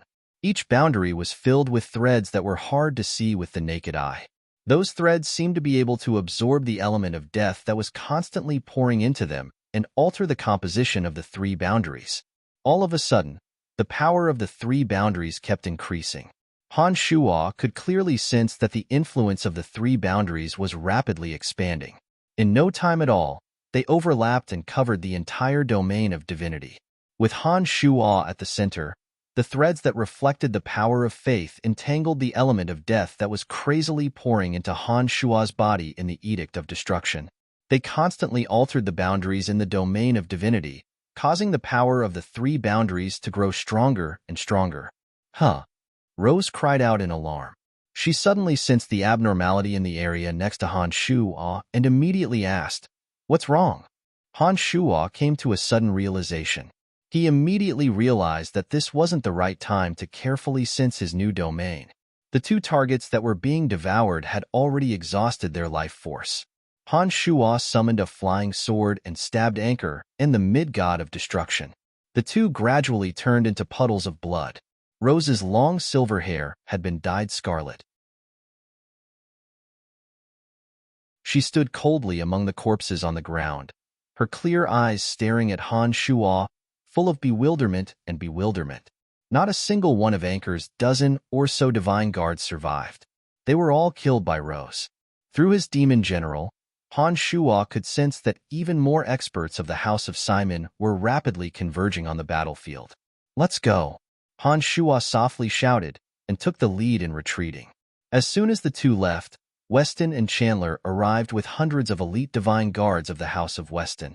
The scene before them was too horrible to look at. The ground was covered with corpses. Half of Anchor's body had melted, and he had lost his life force. Needless to say, the sight of Anchor's body melting into puddles of blood was enough to prove who the murderer was. Weston had never been as furious as he was at that moment. The strength of the House of Simon was declining sharply. The death of a high god was like adding snow to snow, especially when Anchor was the younger brother of his wife. "Patriarch, what should we do?" Chandler approached Weston and asked in a deep voice. "Those two come and go without a trace. They possess terrifying strength. What should we do to force them out and kill them?"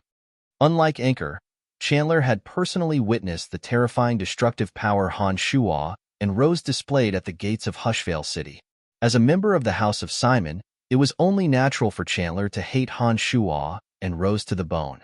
However, he was also somewhat fearful of the duo. He knew that even Weston would not be a match for that callous young man in a one-on-one fight.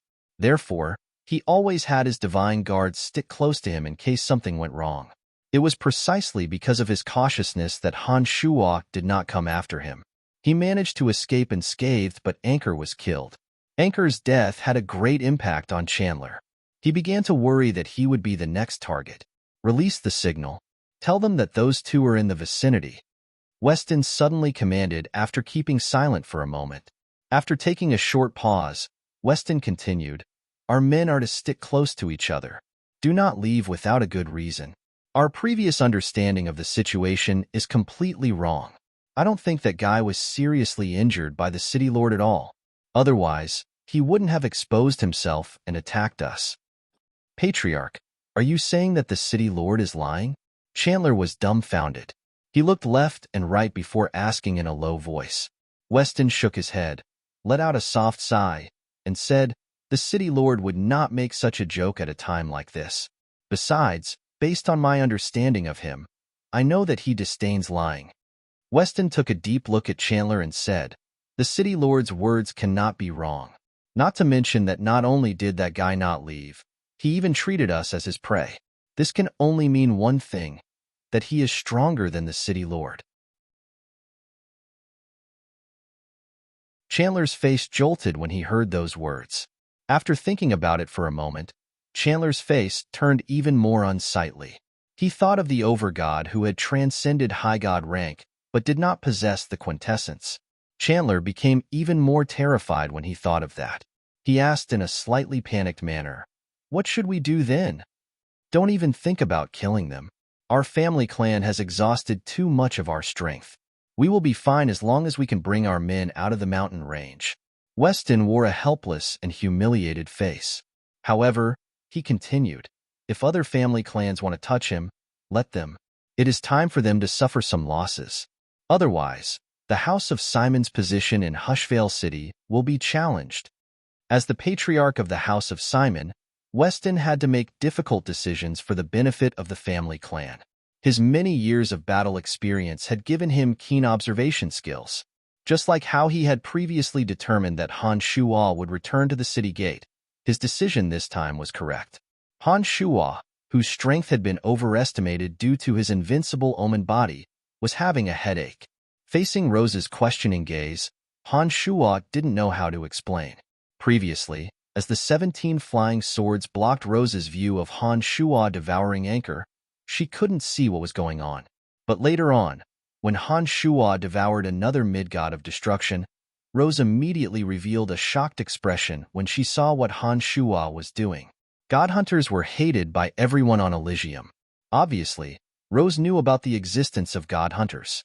She watched as Han Shuo devoured that mid-god of destruction. She was extremely shocked. She did not expect that Han Shuo was a notorious god hunter.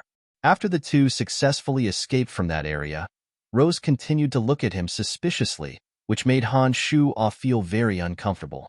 They came to an ancient tree with dense foliage. Han Shuo braced himself and asked, "Why are you looking at me like that? Do you know?" Rose looked deeply at Han Shuo and asked, "Are you a god hunter?" "No, I'm not," Han Shuo firmly denied. Then, he solemnly explained to Rose, "God hunters are a group of people who cannot control their desire to devour. Their minds are occupied by greed. They are a special group of people who wholeheartedly seek to devour the divine energy of others to increase their own strength. This group of people have their own alliances and organizations. Their desire to devour has replaced the rationality of an ordinary person.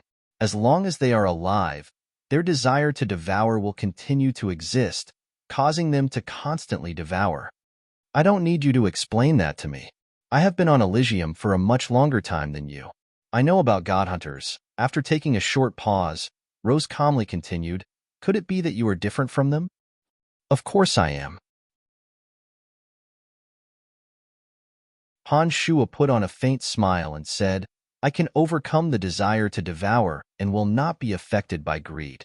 As long as I don't want to, even if you trap someone in front of me, I will not devour them.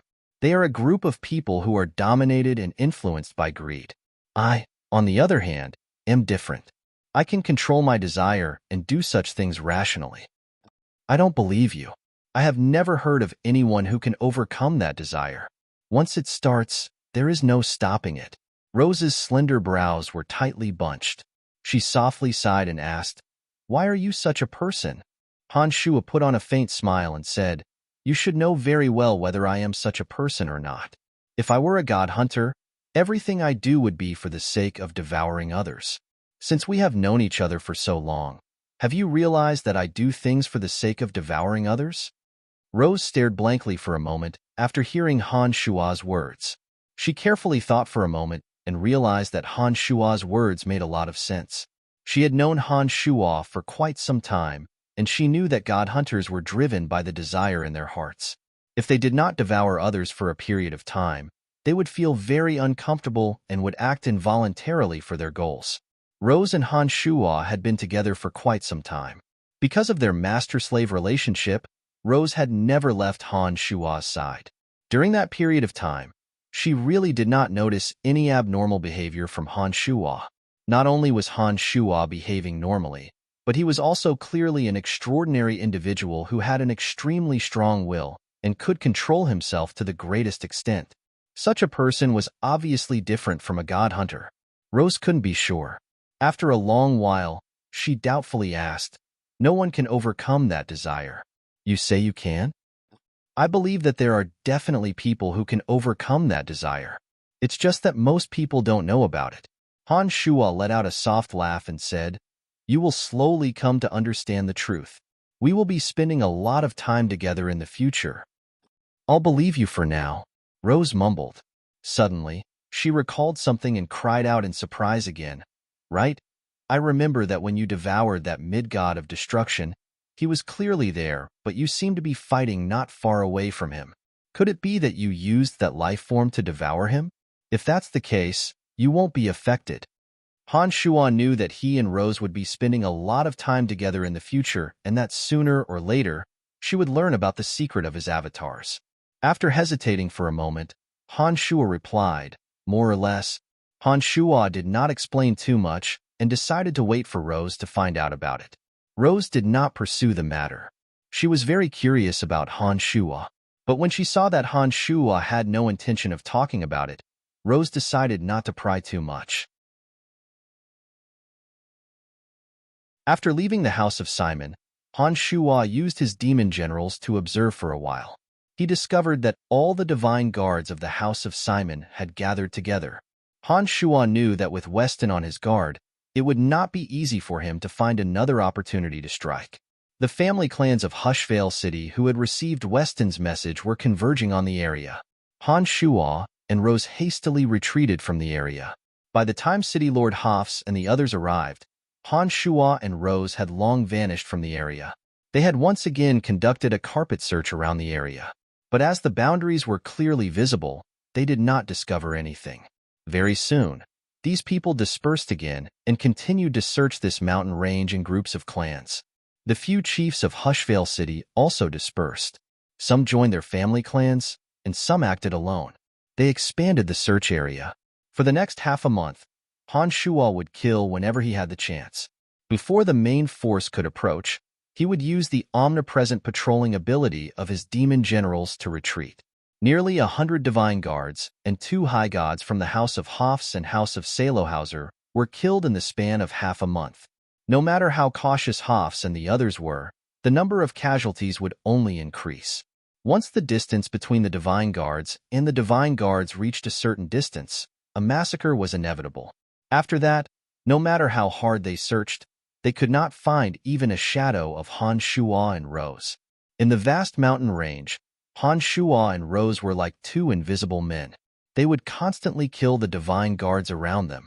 No matter how hard they tried, they could not find any trace of them. Fear shrouded all the ordinary divine guards. Even the high gods of the few family clans were frightened out of their wits. They no longer dared to spread out and gather together. They were so close to each other that they could arrive at any moment if they called for reinforcements. None of them dared to underestimate the 2 murderers who seemed to be invisible. Hafs felt that the past half a month had been the most frustrating period of his life. Almost all the expert family clans in Hushvale City had mobilized their forces, but not only did they fail to find the 2 murderers, they were constantly being killed. Hafs grew more and more irascible. Sometimes, he would lose control of his temper and severely punish his divine guards for the slightest mistake. Those divine guards of Hafs had served Hafs for many years, and they knew that Hafs had gone mad. No one dared to provoke him or even get close to him. Even some of the elders of the House of Hoffley were apprehensive. They feared that Hoffley would be so mad that he would attack them without a care for anything else. What's the point of hiding? Come out and fight me one-on-one if you have the guts. God damn it, I guarantee that I will not use a single divine guard around me, roared the furious Hafs from the bushes. His voice spread far and wide. Hafs was infuriated. He had lost his composure, and it was not something a city lord should do. Hafs' composure and shrewdness had been worn away in half a month's time. With all other methods having failed, Hafs had somewhat lost himself. While yelling, Hafs flew away by himself. Whenever a divine guard approached him, Hafs would glare at the divine guard and coldly shout, "Get back!" He was prepared to fight Han Shuo one-on-one. The divine guards were already afraid of Hafs in his current state. Therefore, when they heard that Hafs was asking them to leave, they were more than happy to do so. They obediently kept a distance from Hafs and allowed him to fly away by himself. The experts of the Hoffley family originally wanted to go after Hafs, but after thinking about Hafs' strength and how much more terrifying Hafs would be in his berserk state, they decided not to worry about him. Having Hafs in an extremely irascible state around them was a form of torture. The Hoffley family divine guards secretly rejoiced when they saw Hafs taking the initiative to leave. They thought to themselves, "You can do whatever you want. After all, those 2 probably won't provoke you. Since there's nothing we can do about it, we might as well stay out of it." "Come out! Come out!" roared Hafs as he flew further and further away from the group. Hafs' roars were so loud and clear that Han Shuo and Rose, who were hundreds of miles away, could hear him loud and clear. Rose was amused by Hafs' craziness. She smiled sweetly and said to Han Shuo in a low voice, "Look, that guy is going crazy because of you." In the past half a month, Han Shuo had proven to Rose that he could completely control the desires in his heart. In front of Rose, as long as Rose said no, Han Shuo would smile and stop devouring those divine guards. After several times, Rose finally believed Han Shuo's words. When Han Shuo proved to her that he was different from a god hunter, Rose was astonished. Naturally, Rose did not stop Han Shuo from devouring divine guards. She felt that although Han Shuo's behavior was similar to that of a god hunter, he was beyond the realm of a god hunter. He has gone mad. Han Shuo nodded and agreed with Rose's statement. Han Shuo's two avatars had devoured a sufficient amount of divine energy over the past half a month. They were currently in the process of digesting the divine energy. After this digestion period, whether or not they could advance further would depend on their understanding of the energy. "I think we should leave now. Those divine guards are all gathered together. It won't be easy to attack them," suggested Rose. Han Shuo shook his head smilingly and replied, "There's no need to rush." While Rose was puzzled, Han Shuo continued, "Those divine guards are indeed gathered together. But didn't someone just come out alone?" Rose stared blankly for a moment before she cried out in surprise, "You are planning to attack the city lord of Hushvale City? He has late-stage high god strength. He must have gone mad. Don't tell me you want to join him?" Han Shuo nodded and smilingly replied, "Since he has shown enough sincerity, how can I disappoint him?"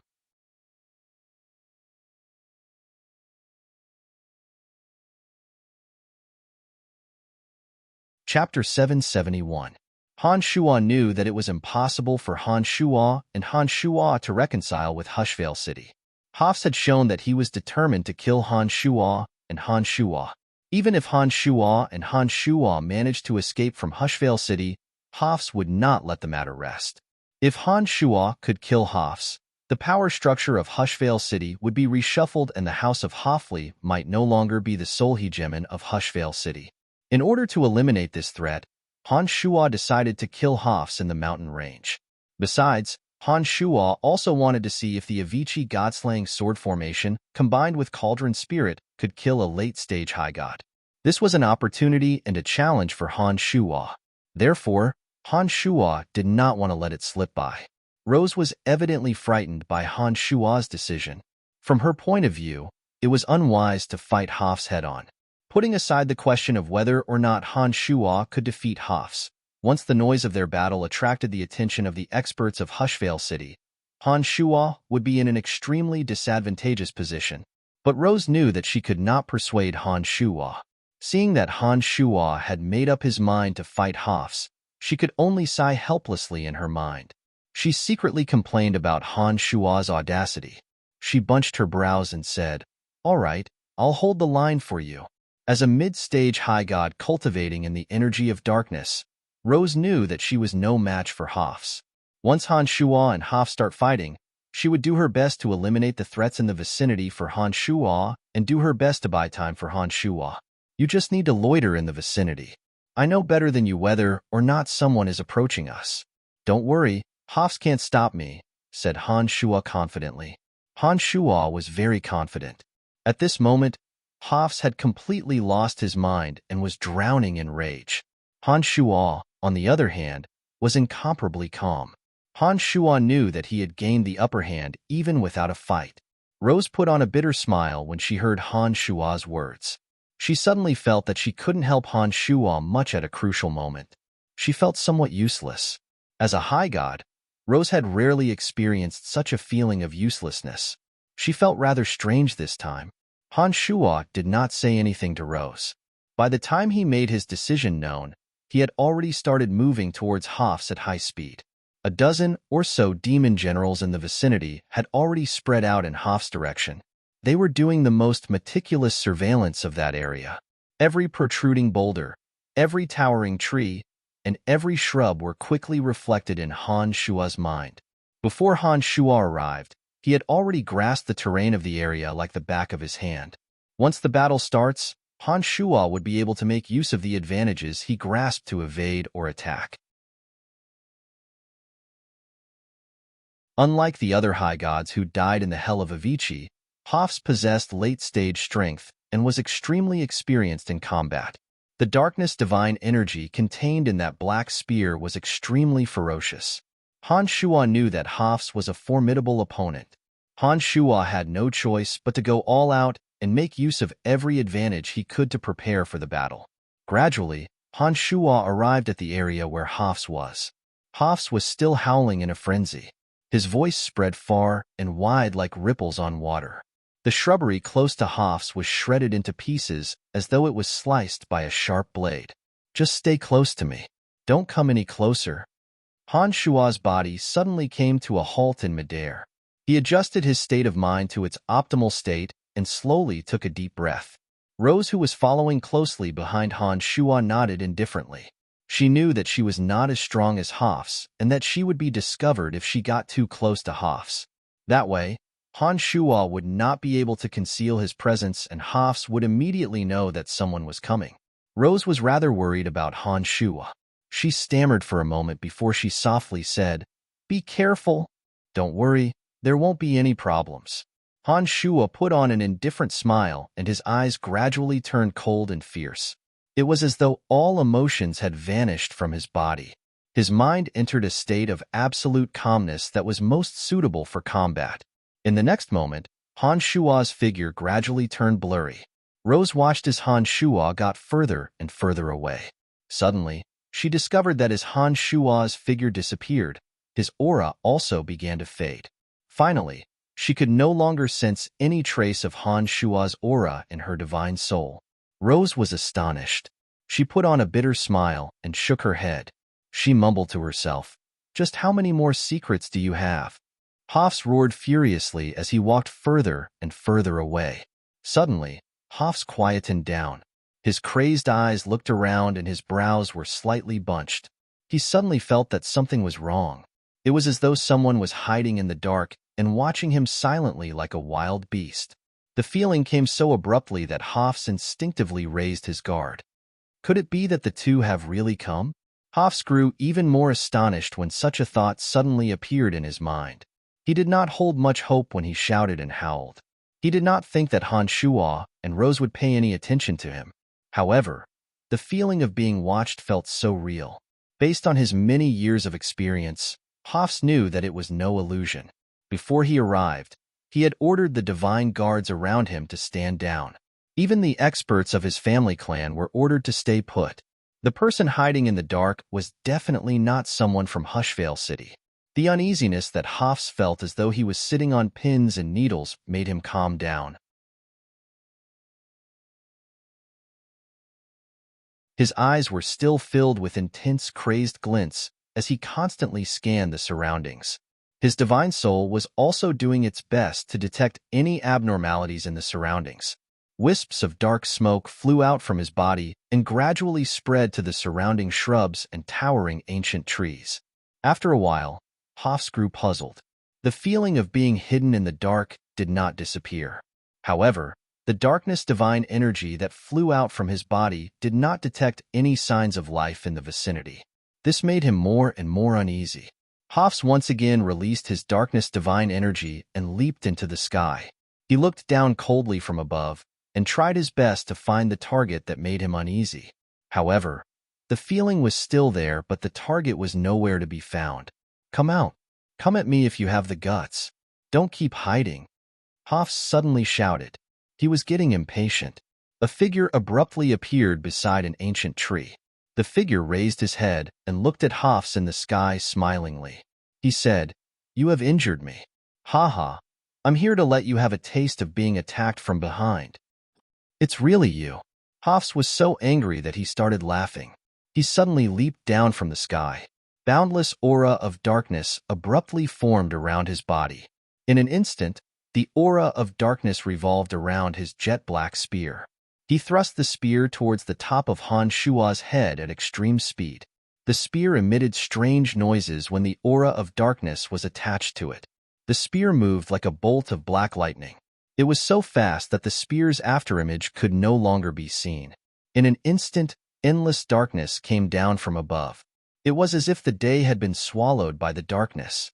This area was suddenly plunged into absolute darkness where one could not even see their own fingers in front of them. Thick black divine power wrapped around the spear, and the spear disappeared in the endless darkness. Rumble. An earth-shattering explosion sounded. An enormous hole was created deep in the ground. All the ancient trees, rocks, and shrubs were swept away. However, Han Shua's figure had vanished into thin air. Hoffs landed in the boundless darkness. He stood in the enormous hole in the ground with a ferocious expression.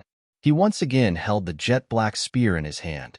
His eyes were glistening as he looked around, searching for the vanished figure. Hoffs, who had created the boundless darkness, was obviously unaffected. He knew that his attack just now had no effect. He became even more vigilant and took Han Shua as an evenly matched opponent. "It's my turn now." A sneer suddenly sounded from the boundless darkness. All of a sudden, 7 blurry silhouettes shot towards Hoffs from all directions. Each and every one of the silhouettes had Han Shua's appearance. All of them carried extraordinary auras. At first, Hoffs thought that they were illusions. But after carefully sensing with his divine soul, he discovered that each and every one of the shadows were very real. Their auras also carried the aura of high gods. This made Hoffs somewhat uncertain. Hoffs, who had no idea what was going on, did not recklessly attack any of the shadows. Instead, he adopted defensive measures. He swung the spear in his hand and layers of barriers of darkness rapidly formed. Dense, dark aura gushed towards Hoffs and enveloped the entire area. Each of the shadows was an illusion of a high god demon general. The demon generals formed by high gods possessed extraordinary strength, and they were real. Hoffs' intuition was right. They were not illusions. Hoffs, who was uncertain about the situation, was right to adopt defensive measures. However, Han Shua's purpose was to force Hoffs to adopt defensive measures. Only by doing so would Han Shua be able to fully control the 17 flying swords and allow them to deploy the Avicii god-slaying sword formation to trap him. Once Hoffs was trapped by the 17 flying swords, Han Shua would be able to attack with all his might without having to worry about anything else. The 17 flying swords whizzed out. The shadows formed by the demon generals vanished into thin air. Only Han Shua was left standing proudly in front of Hoffs. It really was just an illusion. Hoffs stared blankly for a moment. The disappearance of the demon generals formed by Han Shua had caused him to doubt his intuition. He had assumed that the demon generals formed by Han Shua were just illusions. With that, Hoffs had fallen for Han Shua's trick again.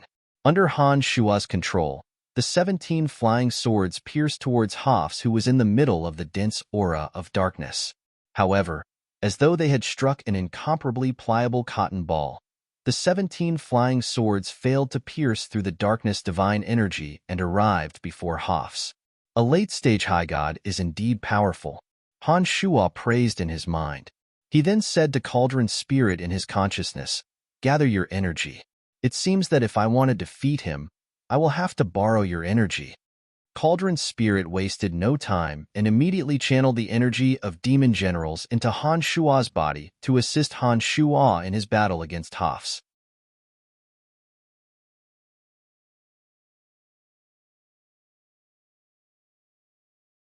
Chapter 772.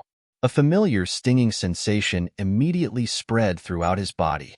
Every time Cauldron Spirit's energy poured into his body, Han Shua would inevitably suffer excruciating pain. This time, the pain was even more intense. For an instant, Han Shua felt as though he had been thrown into a meat grinder. The pain invaded his nerves like a tidal wave. Han Shua couldn't help but cry out, "Why does it hurt so much?" Along with the excruciating pain was a boundless amount of energy that surged more than usual. Han Shua could feel the energy in his body continuously rising as though it was trying to burst out the energy in his body. "Master, I have absorbed a lot of divine souls during this period of time. Among them were a few high god souls. Therefore, my energy has increased.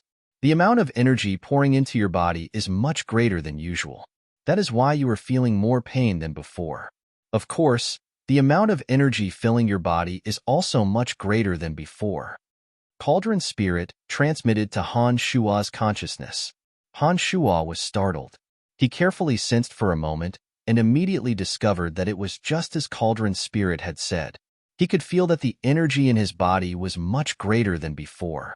With one thought, he transferred the energy in his body to the 17 flying swords. The whistling of the 17 flying swords became extremely ear-piercing. The 17 flying swords that had received even more energy tore through the cotton-like mass of darkness in an instant. They blasted through dozens of defensive boundaries and arrived before Hafs. Hafs, who had wrapped himself in a darkness boundary, was startled. He did not expect that Han Shua would be so difficult to deal with. Boundless aura of darkness drifted out from his body. The element of darkness in his domain of divinity suddenly gushed into the pitch-black spear in his hand. The energy of darkness twined around the spear like an enormous pitch-black pillar and shot at Han Shua at high speed. The 17 flying swords flashed and shot at the pitch-black spear. Crackling noises could be heard from the spear. The aura of darkness twining around the spear rapidly dissipated amid the violent collisions. After a short while, the dense darkness divine energy was cleansed by the 17 flying swords and revealed the true appearance of the pitch-black spear. Hafs let out a cold groan and appeared next to Han Shua. The terrifying element of darkness in his domain of divinity formed a black hole. It produced an intense suction force that pulled everything in its path into it.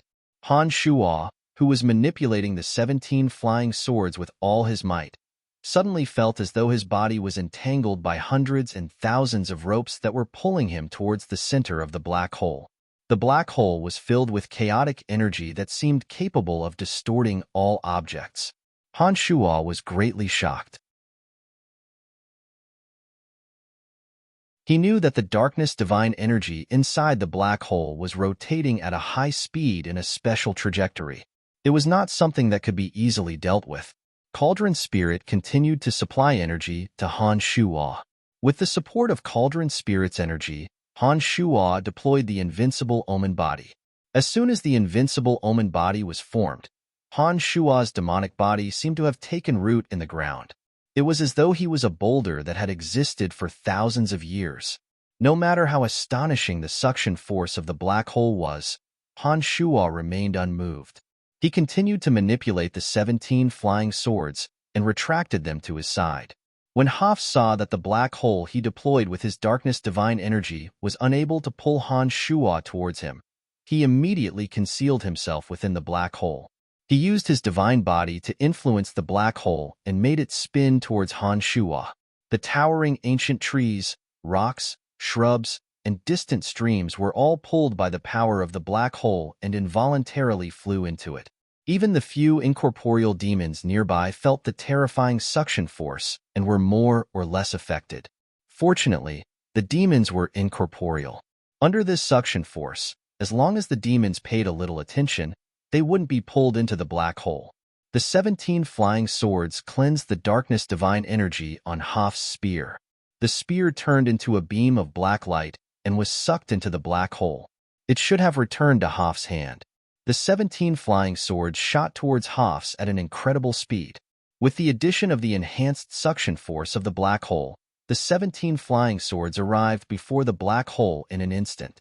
The Avicii God-slaying sword formation suddenly took shape and encircled the black hole. The demonic yuan in Han Shua's body frantically flowed into the 17 flying swords. The Avicii Hell was immediately activated. Chilly winds blew, and killing intent soared into the sky. The 17 flying swords let out soul-stirring screeches. The moment the Avicii Hell was formed, the 17 flying swords were no longer affected by the suction force of the black hole. Rays of chilling sword rays interweaved into a net of light that whooshed towards the black hole. The corrosive power and chilling aura of the 17 flying swords rapidly whittled away the thick mass of darkness surrounding the black hole. The darkness divine energy that made up the black hole was gradually dispersing. Hafs immediately realized that he was the one being surrounded, and he had a bad premonition. Under the simultaneous corrosive and chilling aura of the 17 flying swords, Han Shua could sense that the darkness divine energy on the surface of the black hole was being whittled away bit by bit. The black hole was also shrinking and becoming smaller and smaller. Han Shuo was fully focused on controlling the 17 flying swords to deal with Hoff's. However, Hoff's possessed astonishing strength and the divine energy in his body was extremely abundant. Even though the 17 flying swords possessed formidable corrosive and chilling aura, it would take them at least a few hours to completely whittle away the darkness divine energy in Hoff's body. Under the influence of Hoff's domain of divinity, the element of darkness within a radius of 100 miles was rapidly converging towards Han Shuo. The element of darkness was also helping Hoff's neutralize the corrosive power of the 17 flying swords. With that, it would be even more difficult for Han Shuo to whittle away the darkness divine energy in Hoff's body with the Avicii Hell. Hoff's, who was inside the black hole, had nothing to fear. He was also using the terrifying suction force of the black hole to digest the demonic yuan Han Shuo had poured into the 17 flying swords. The reason the 17 flying swords were not affected by the black hole was that they were continuously supported by the demonic yuan in Han Shuo's body. All of a sudden, the battle between the two had turned into a battle of attrition. To Han Shuo, if he were in any other situation, he wouldn't mind fighting against Hoff's in a battle of endurance. In a battle of endurance, Han Shuo believed that with the help of the cauldron spirit that provided him with an endless supply of energy, there were very few people who could win against him in a battle of endurance. Hoff's was no exception. If there were no mishaps, Han Shuo was certain that the final victor would be Han Shuo. However, although this mountain range was separated from Hushvale City, it was still part of Hushvale City's territory. Most importantly, there were divine guards of Hushvale City and experts from the 3 major family clans searching for Han Shuo's whereabouts. Given how loud the battle was, those experts from far away must have heard the commotion and rushed over.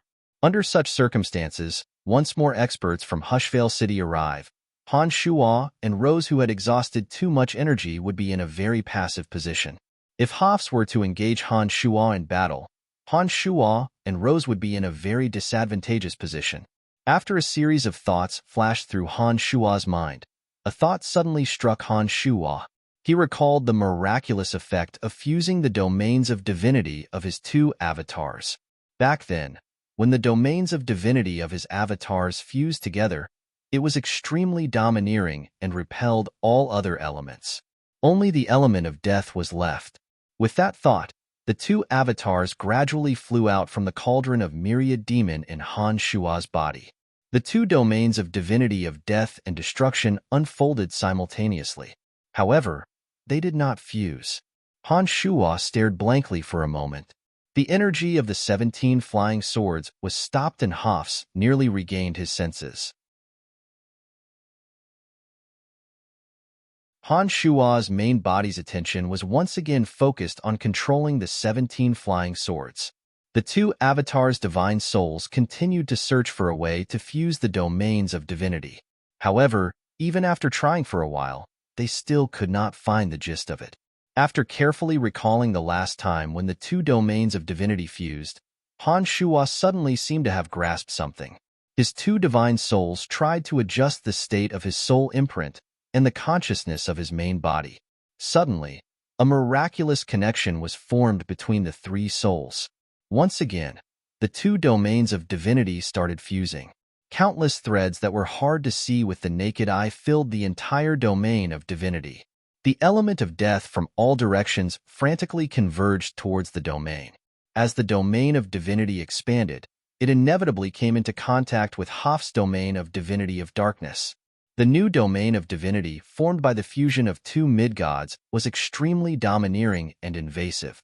The moment Han Shuo's domain of divinity came into contact with Hoff's domain of divinity, Han Shuo's domain of divinity immediately displayed a belligerent nature.